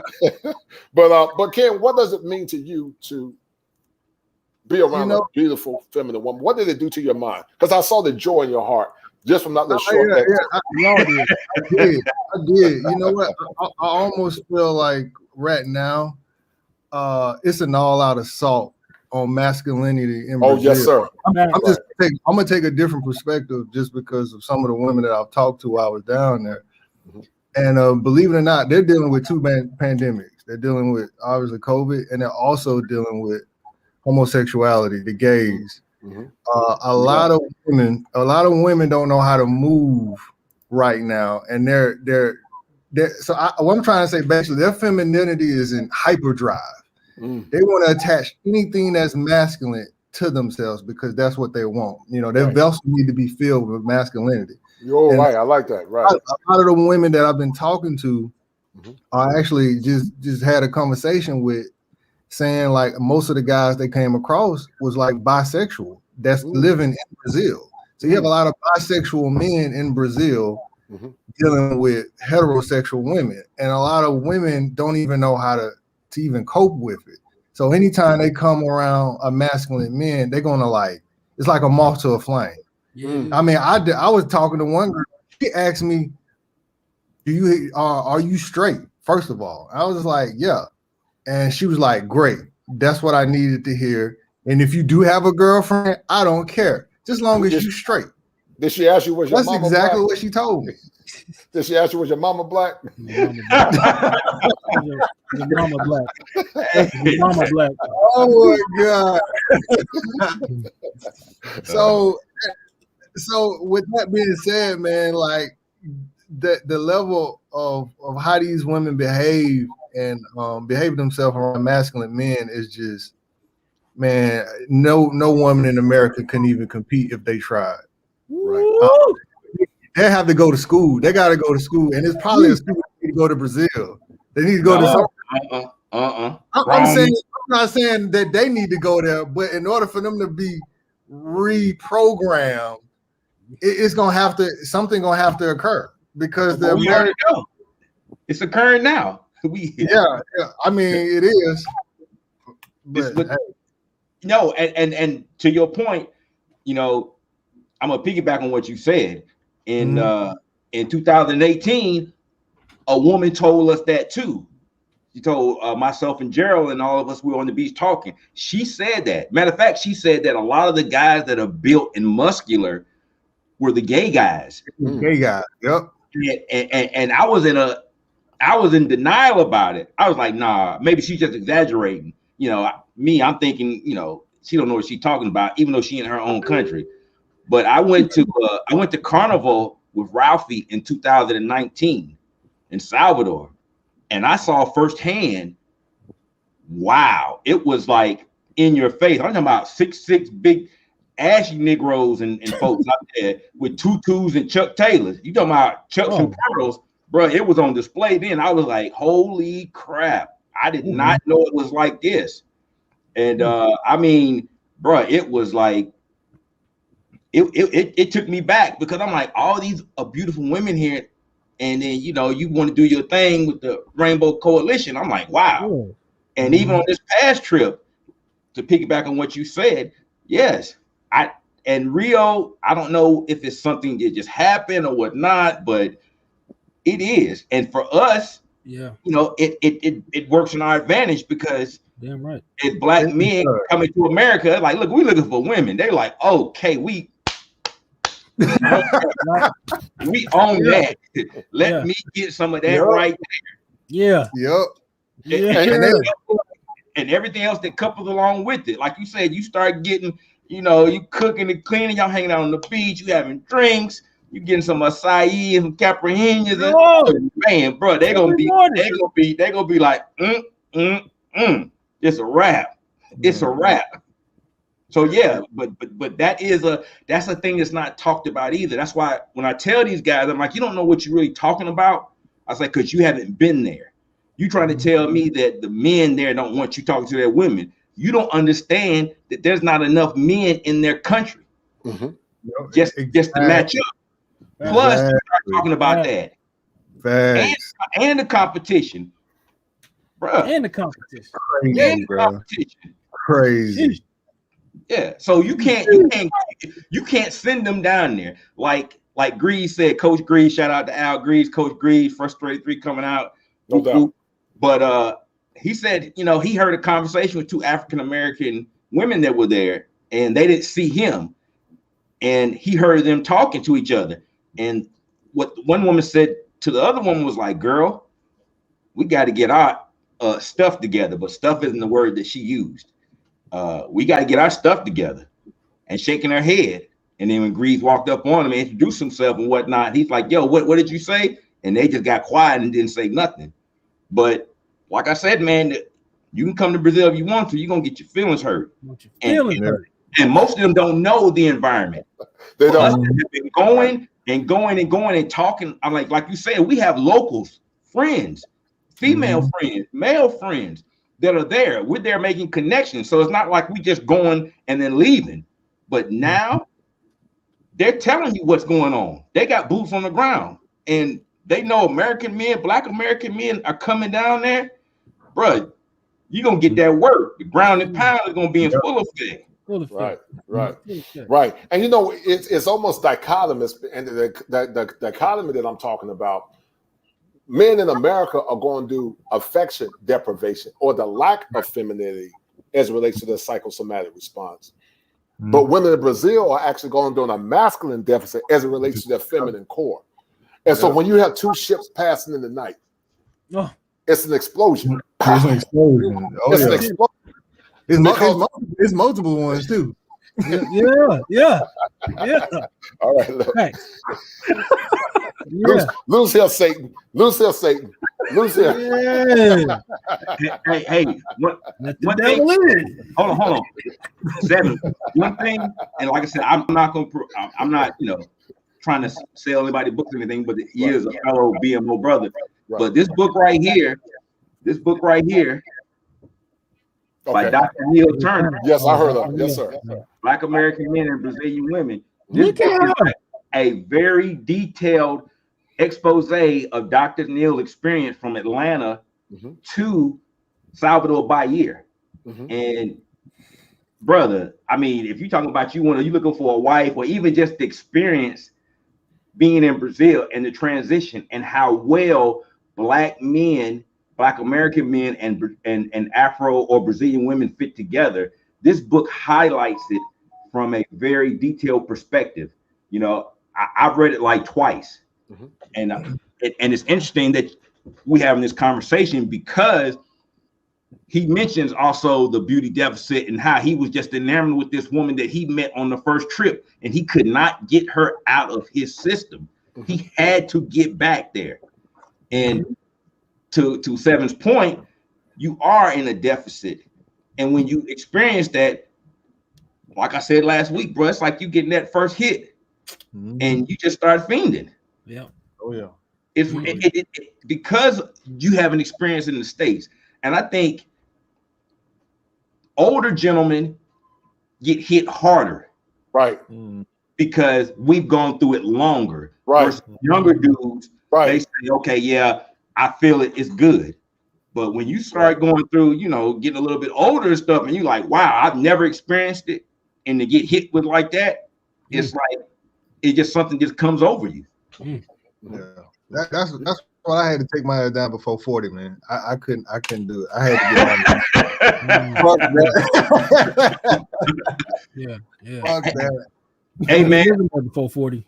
Yeah, really. And that's one of the things with Black Men's Options. We want to get younger brothers in and give them that exposure, because we know that the mass media is not going to do that. They don't want them going. There's going to be a concerted effort to try to keep them here. And like, yo, you don't have to put up with all this. And it seems like the younger generation, these women are even worse than the ones now. They're just buck wild. They are gone.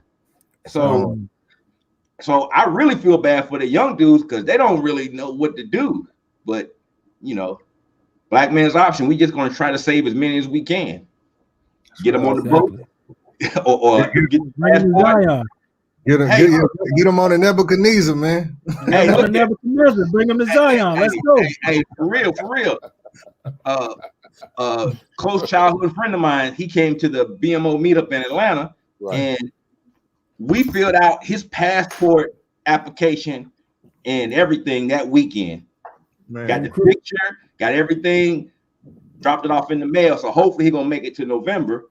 But he's in his 40s and he's like, yo, man, I just want to go. He said, I don't want to work my entire life and not experience anything from the fruits of my labor. And I tell him, I said, brother, you need to come and get the passport. I said, at least go once, because you work hard but you don't get to enjoy the fruits of your labor. I said, come down here, meet the brothers. He did that. They started talking to him. Whoop the whoop. Next thing you know, we get back to his house. He's like, yo, man, I'm gonna start filling this out. So we filled it out Sunday. CVS, get the picture. Told him Monday, go up there, take your birth certificate, pay your fee, and get this thing going so we can get you in November, because tomorrow's not promised. Yeah. I'm gonna share this with you guys. I have never in my life seen a man as assiduous, or as I would say, as persistent as Eric Spencer. I mean, that brother was like a hound dog on a hot dog. Actually, hey, Eric, I might have to use that one, man. Get me a shirt called a hound dog on a hot dog. That's my new term. But Eric was like a hound dog on a hot dog when it comes down. Actually, I'm eating hot dog. When it comes down to ensuring that the brothers got the proper facilitation that they actually needed. And so these shows, guys, are important to empowering men, because you're not going to hear this in the church. I grew up in the church, grew up like Church of God in Christ, Pentecostal holiness, but they don't really talk about male rights or male empowerment, because it's to the detriment of the pastor's wallet. Not all of them, but many. And so these shows are powerful, because you are not going to get a show where you have a licensed clinical therapist talking about issues that are controversial. Most therapists don't talk about these kind of issues because they're not mainstream. So you guys are getting something that's very unique, and I hope you guys take this to heart. Get the likes up, and thank you for my man Donald Smith and Gigi for donate, and cash out $7 Smalls, and let's get this show or this channel up to 1,000 subscribers. As Eric said, let's liberate one black man at a time, because it's time for black men to be liberated. I don't want to see a man have to come home and sit in his car and be frustrated because he got a cantankerous wife. I don't want to see another man go to the graveyard because he didn't have nobody to talk to. He just suffered in silence.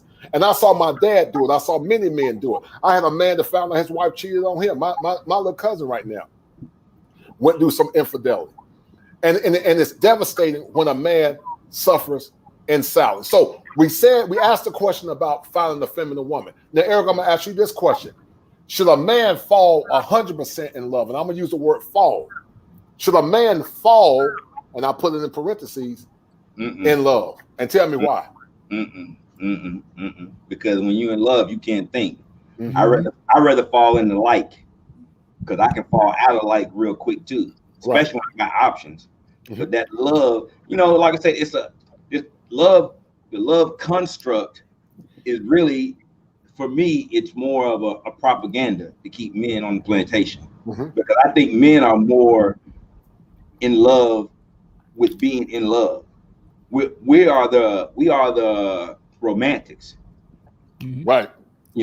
But and we see it in the media and stuff, in our music and everything. The majority of our songs or whatnot are about love, dedication, and devotion to women, where is the vast majority of songs that come from women are just the opposite. So you have that construct there that we're supposed to love them, but they're not supposed to love us. So to me, it's a construct to keep men on the plantation. That's why I say I rather much like you, because if I like you, then I like to be around you. But at the same time, I also know that if you do something that I don't like, then I can replace you. I'm not that committed to you. I love me. And I think that's what black men need to start doing, putting themselves first. That's another tenement of SYSBM, putting yourself first in the black man's option. I love me more than I love you, because I know my worth. I know there aren't that many of me. I know there's a plethora of you. All I need to do is be on my purpose, handling my business, and do what I need to be doing as a man. Right. So I'm going to be a commodity. I don't need to be high value. I need to be superior. And superior means I'm going to be hitting on all cylinders. Right. Not just 6 feet tall, 6-pack, 6 feet, and all the other stuff. You're going to be able to lead. You're going to be able to provide, protect, guidance, and nurturing and providing your light, right, to shine on her. So if I like you, you get that. If I don't like you, you're not getting that. Eric, you just said something very profound. It's very esoteric, and I don't think you realize you said it. Oh, I realize it. But in the esoteric, the sun shines light and the moon reflects the glory of the sun. Now imagine if Eric Spencer is the sun, the giver of the universe, and he gets too close to the moon. The moon is going to move away because you're going to burn it out. And that's what simping does, guys. Simping will burn a woman out because some of you guys are conscious simps. You know what you're doing is wrong. But some of you are unconscious simp, which is a psychopathology. I call it the unconscious simp sacrificing irrational male patterns because a man does not put a woman above himself. You can love a woman through reason, but you can't love a woman to the point that you compromise your core masculine elements. Ken Hiawatha, and you a Cancer man. Yes, We know sir. you're a romantic. We know you're a romantic. You're a Cancer. Cancer And too. actually Strongheart is too. No, Should a man fall in correction. love? Should a man fall in love? And if not, tell the audience why. No, I don't think so. I think a man should focus on himself and deal with his passion. And if he's a provider, fall in love with being a provider. I mean, don't fall in love with her. Obviously, just be in tune with yourself. And as a Cancer, I think we're one of the most in tune people with our emotions in general. So I think that would be my answer to that. Chris, Yo, should a man fall in love? If not, tell the audience why. well, going along with the narrative, you know what I'm saying, to my fellow Cancer brother in here. I didn't know he was a Cancer, so shout out again. Yeah, hey, actually, my birthday at 12. Yeah, my birthday is 12 o'clock, man. 12 o'clock. So you finna have your birthday. All right, mine was June 21st. I'm a first day Cancer, so That's what's up. yeah, bro. But as far as this falling in love, first of all, I'm gonna say this: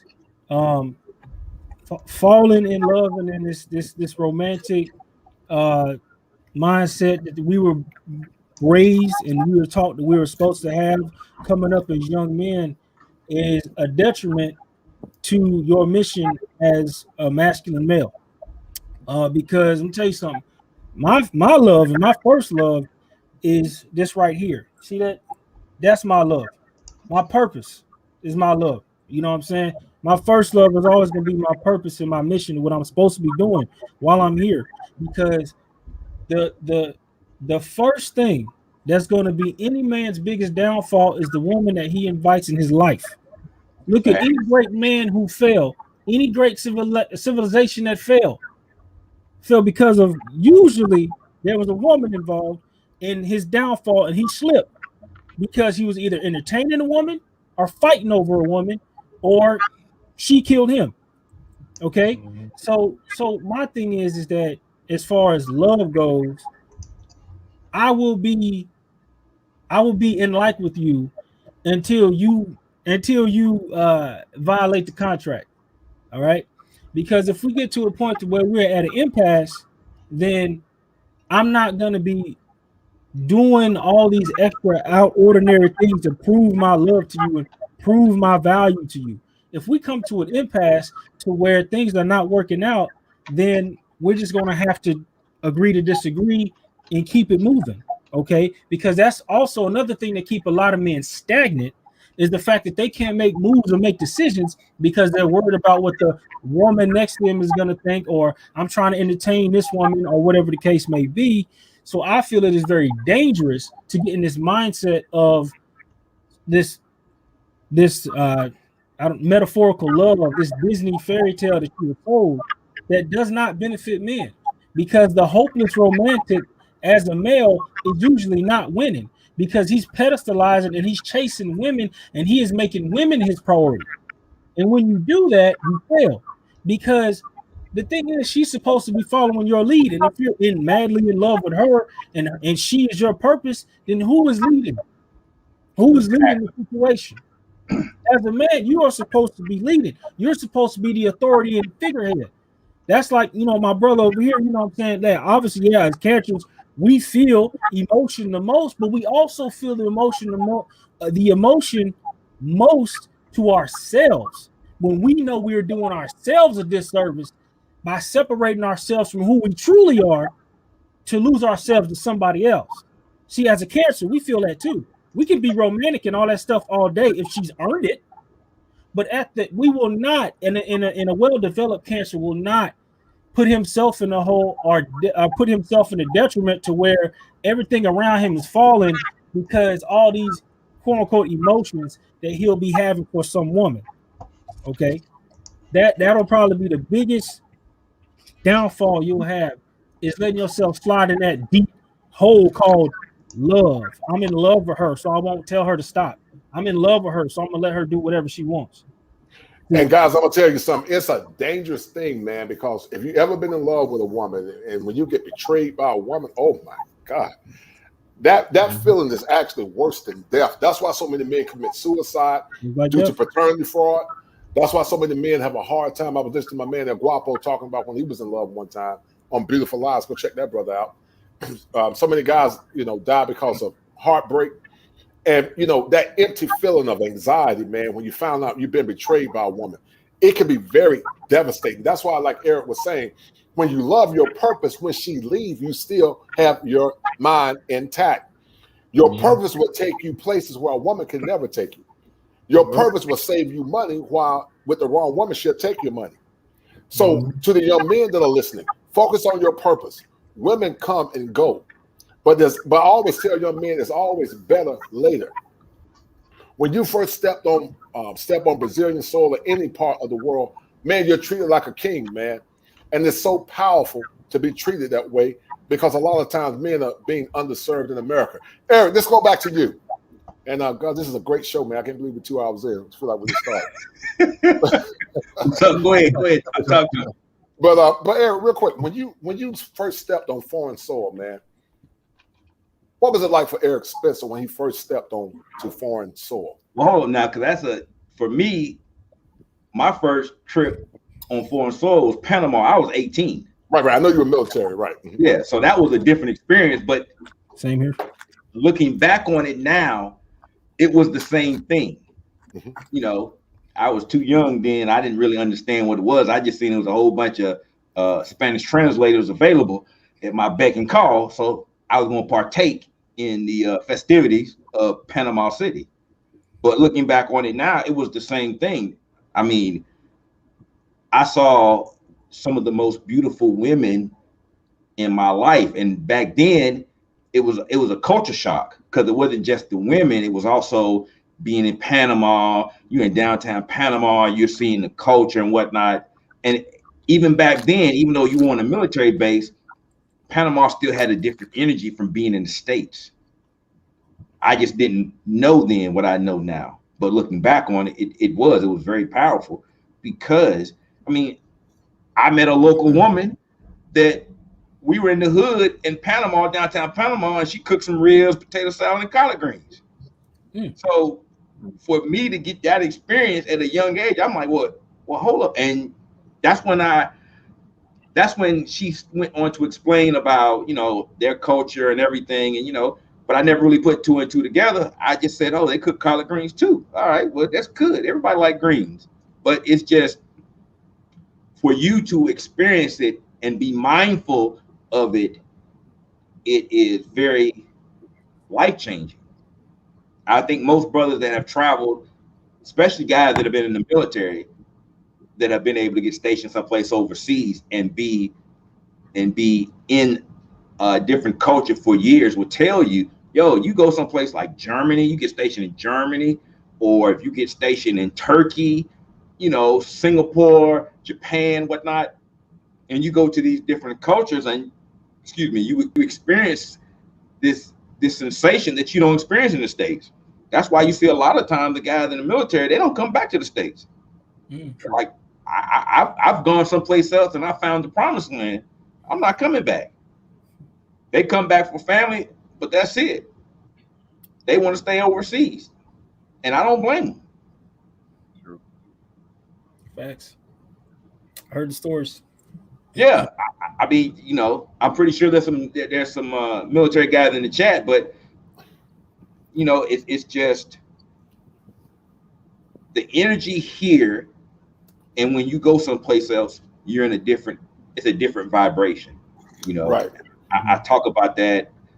A lot of people, they aren't aware of it, and that's some of the reasons why when you go to a foreign soil and they do things different, you have such a elated sense of well-being.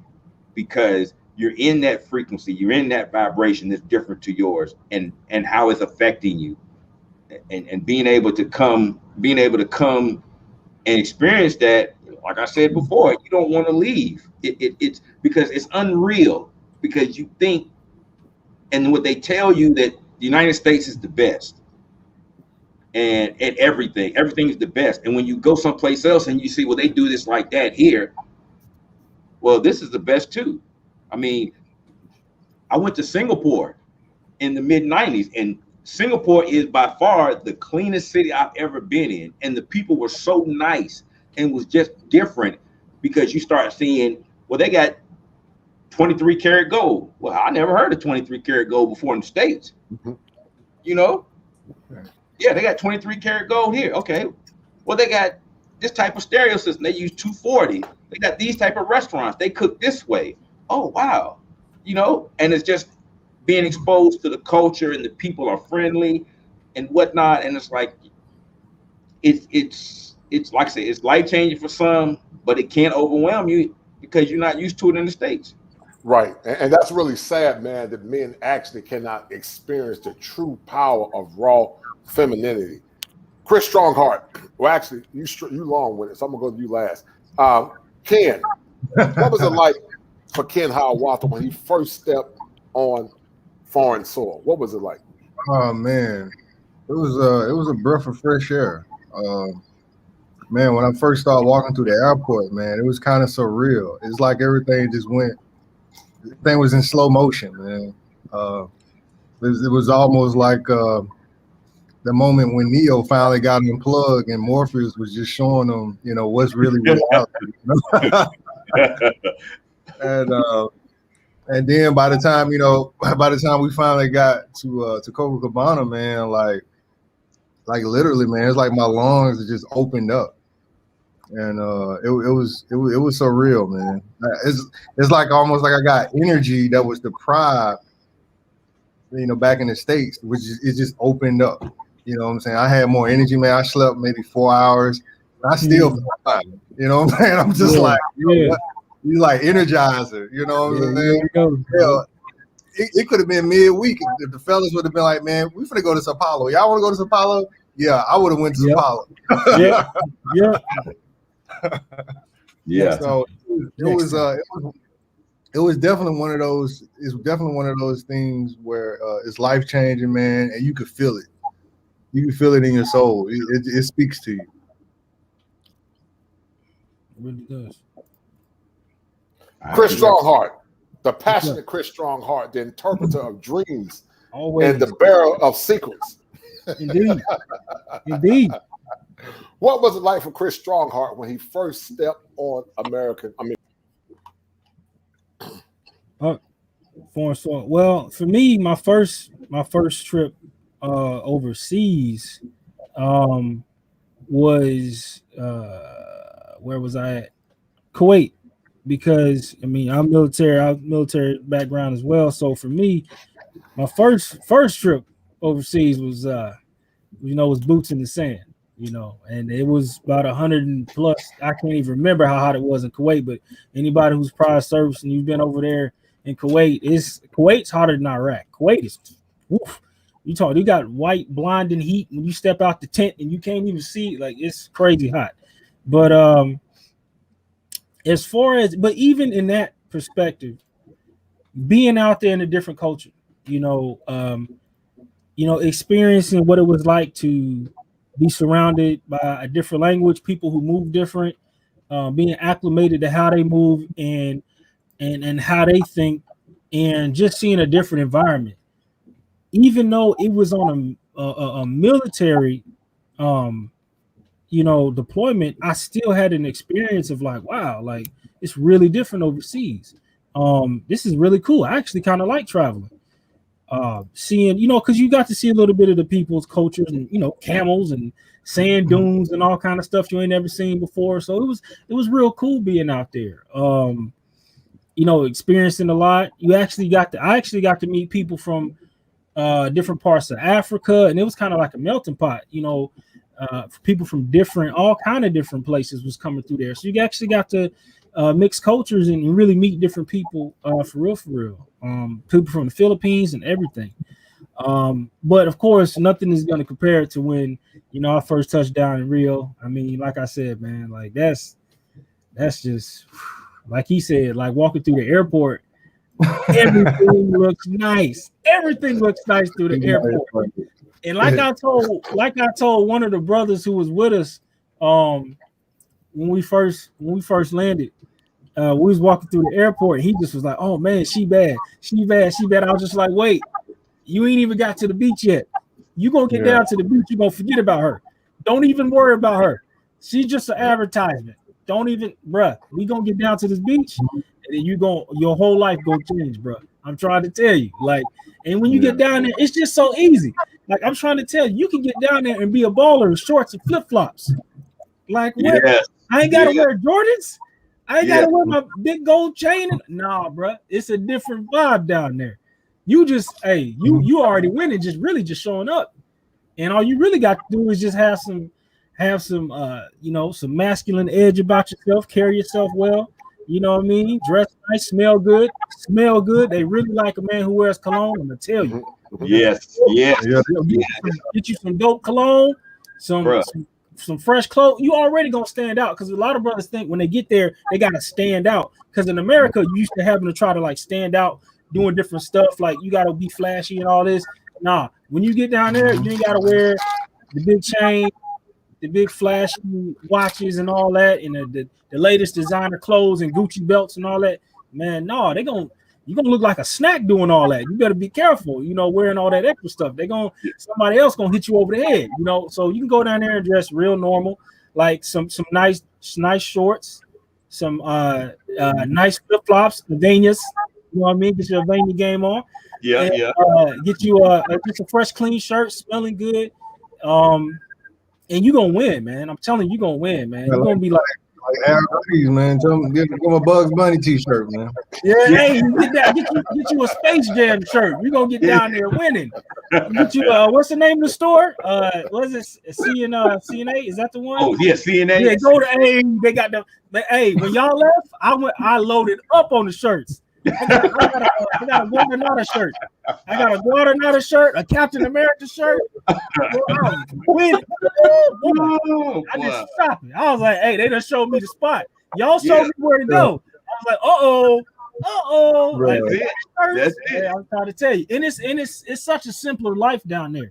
It's such a simpler life. You don't have to do all that extra stuff. Right. To really enjoy yourself, the culture, the environment, and the people. You don't have to be doing all the outrageous stuff. You actually don't want to do that. You don't want to draw that much attention. I mean, you're already going to draw enough attention if, you know, if we go as a group and there's 25 plus Americans walking the street at once, well, there go the American. But besides that, when you know, just for street smarts, when you by yourself, you don't really want to be trying to stand out. You want to kind of keep it low key. You know what I mean? Keep it chill. Like they say, tranquilo, you know what I'm saying? Keep that thing tranquilo, you know what I'm saying? Muito tranquilo. So you want to be out there and be able to just vibe out and just relax. And then if you got you know what I'm saying, a nice young lady with you, just enjoy her, you know what I mean? Ain't nothing wrong. Now listen, we know that there is certain people who like to try to judge and say, oh, y'all just going down there simping. Y'all just going down there tricking. Let me tell you something. The biggest tricks are in the States. Because you can't tell me from All-Star Weekend, y'all renting Lambos, Bentleys, and Benzes just to try to impress these stockishas that y'all see running around last time at the All-Star game. Yeah. We tricking though. When our dollar times 5 down there, and we just enjoying a young lady's company, taking her to dinner. But we tricking. Preach. Okay. Nothing wrong with taking a lady to dinner, man. As long as you don't devalue yourself as a man, it's nothing wrong with that. If she's a good woman, respect you, that doesn't make you a simp.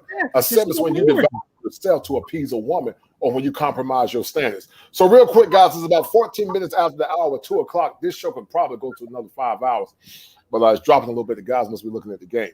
But real quick, Eric Spencer, then we're going to sign off in a few seconds. Why does it get better later? Real quick, and maybe you answered the question. My brain is spinning. But why does it get better later?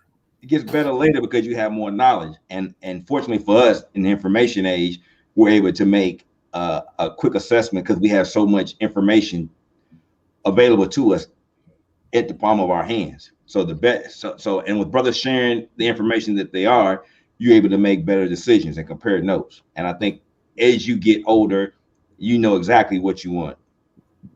Excellent, excellent. I love that, Eric. Nice, concise, and to the point. Ken Howard Walter, why does it get better later in life? It gets better because look, you're gonna make mistakes, man.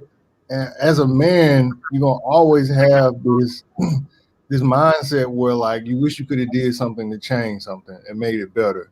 But as you get older, you realize a lot of those things that you was meant to go through to make you better and to appreciate what's to come. Facts. No doubt, no doubt. Chris Strongheart, why does it get better later in life? Obviously, the knowledge.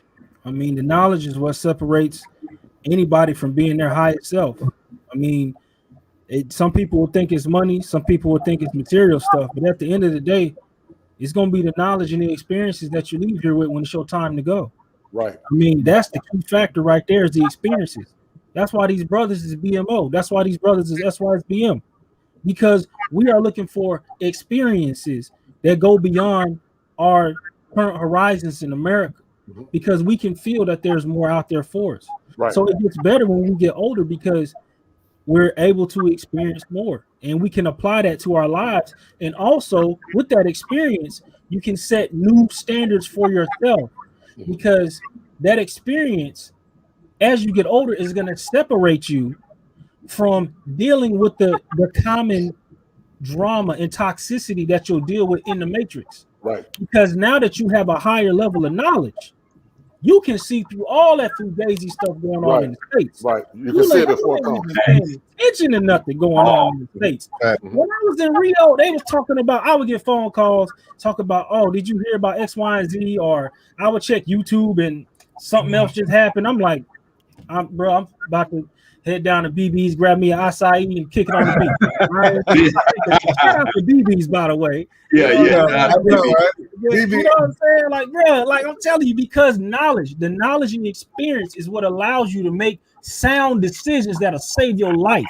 That's what's really important. No doubt, no doubt. Listen, guys, it's about 35 minutes after the hour, 10 o'clock.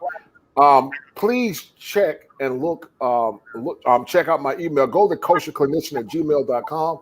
At some point, I will be doing non-diagnostic consultations.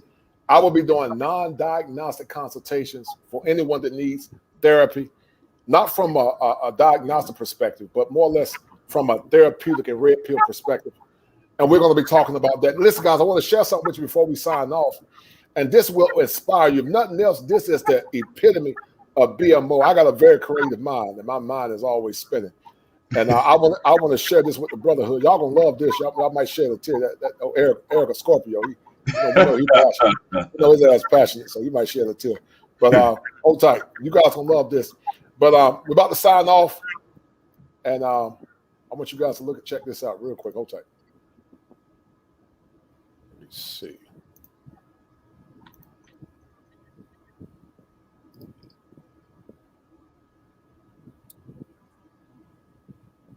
We've got some difficult days ahead, but it really doesn't matter with me now because I've been to the mountaintop. I don't mind. Everybody,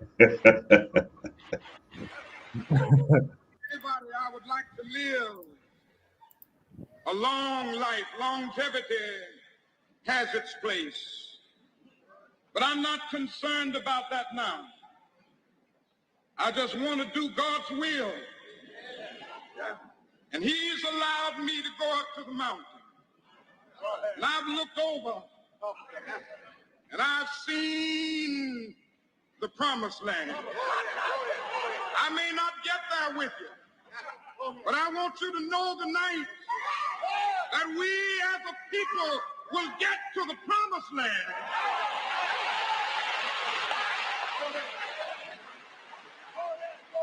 So I'm happy tonight. I'm not worried about anything. I'm not fearing any man. Mine eyes have seen the glory of the coming of the Lord.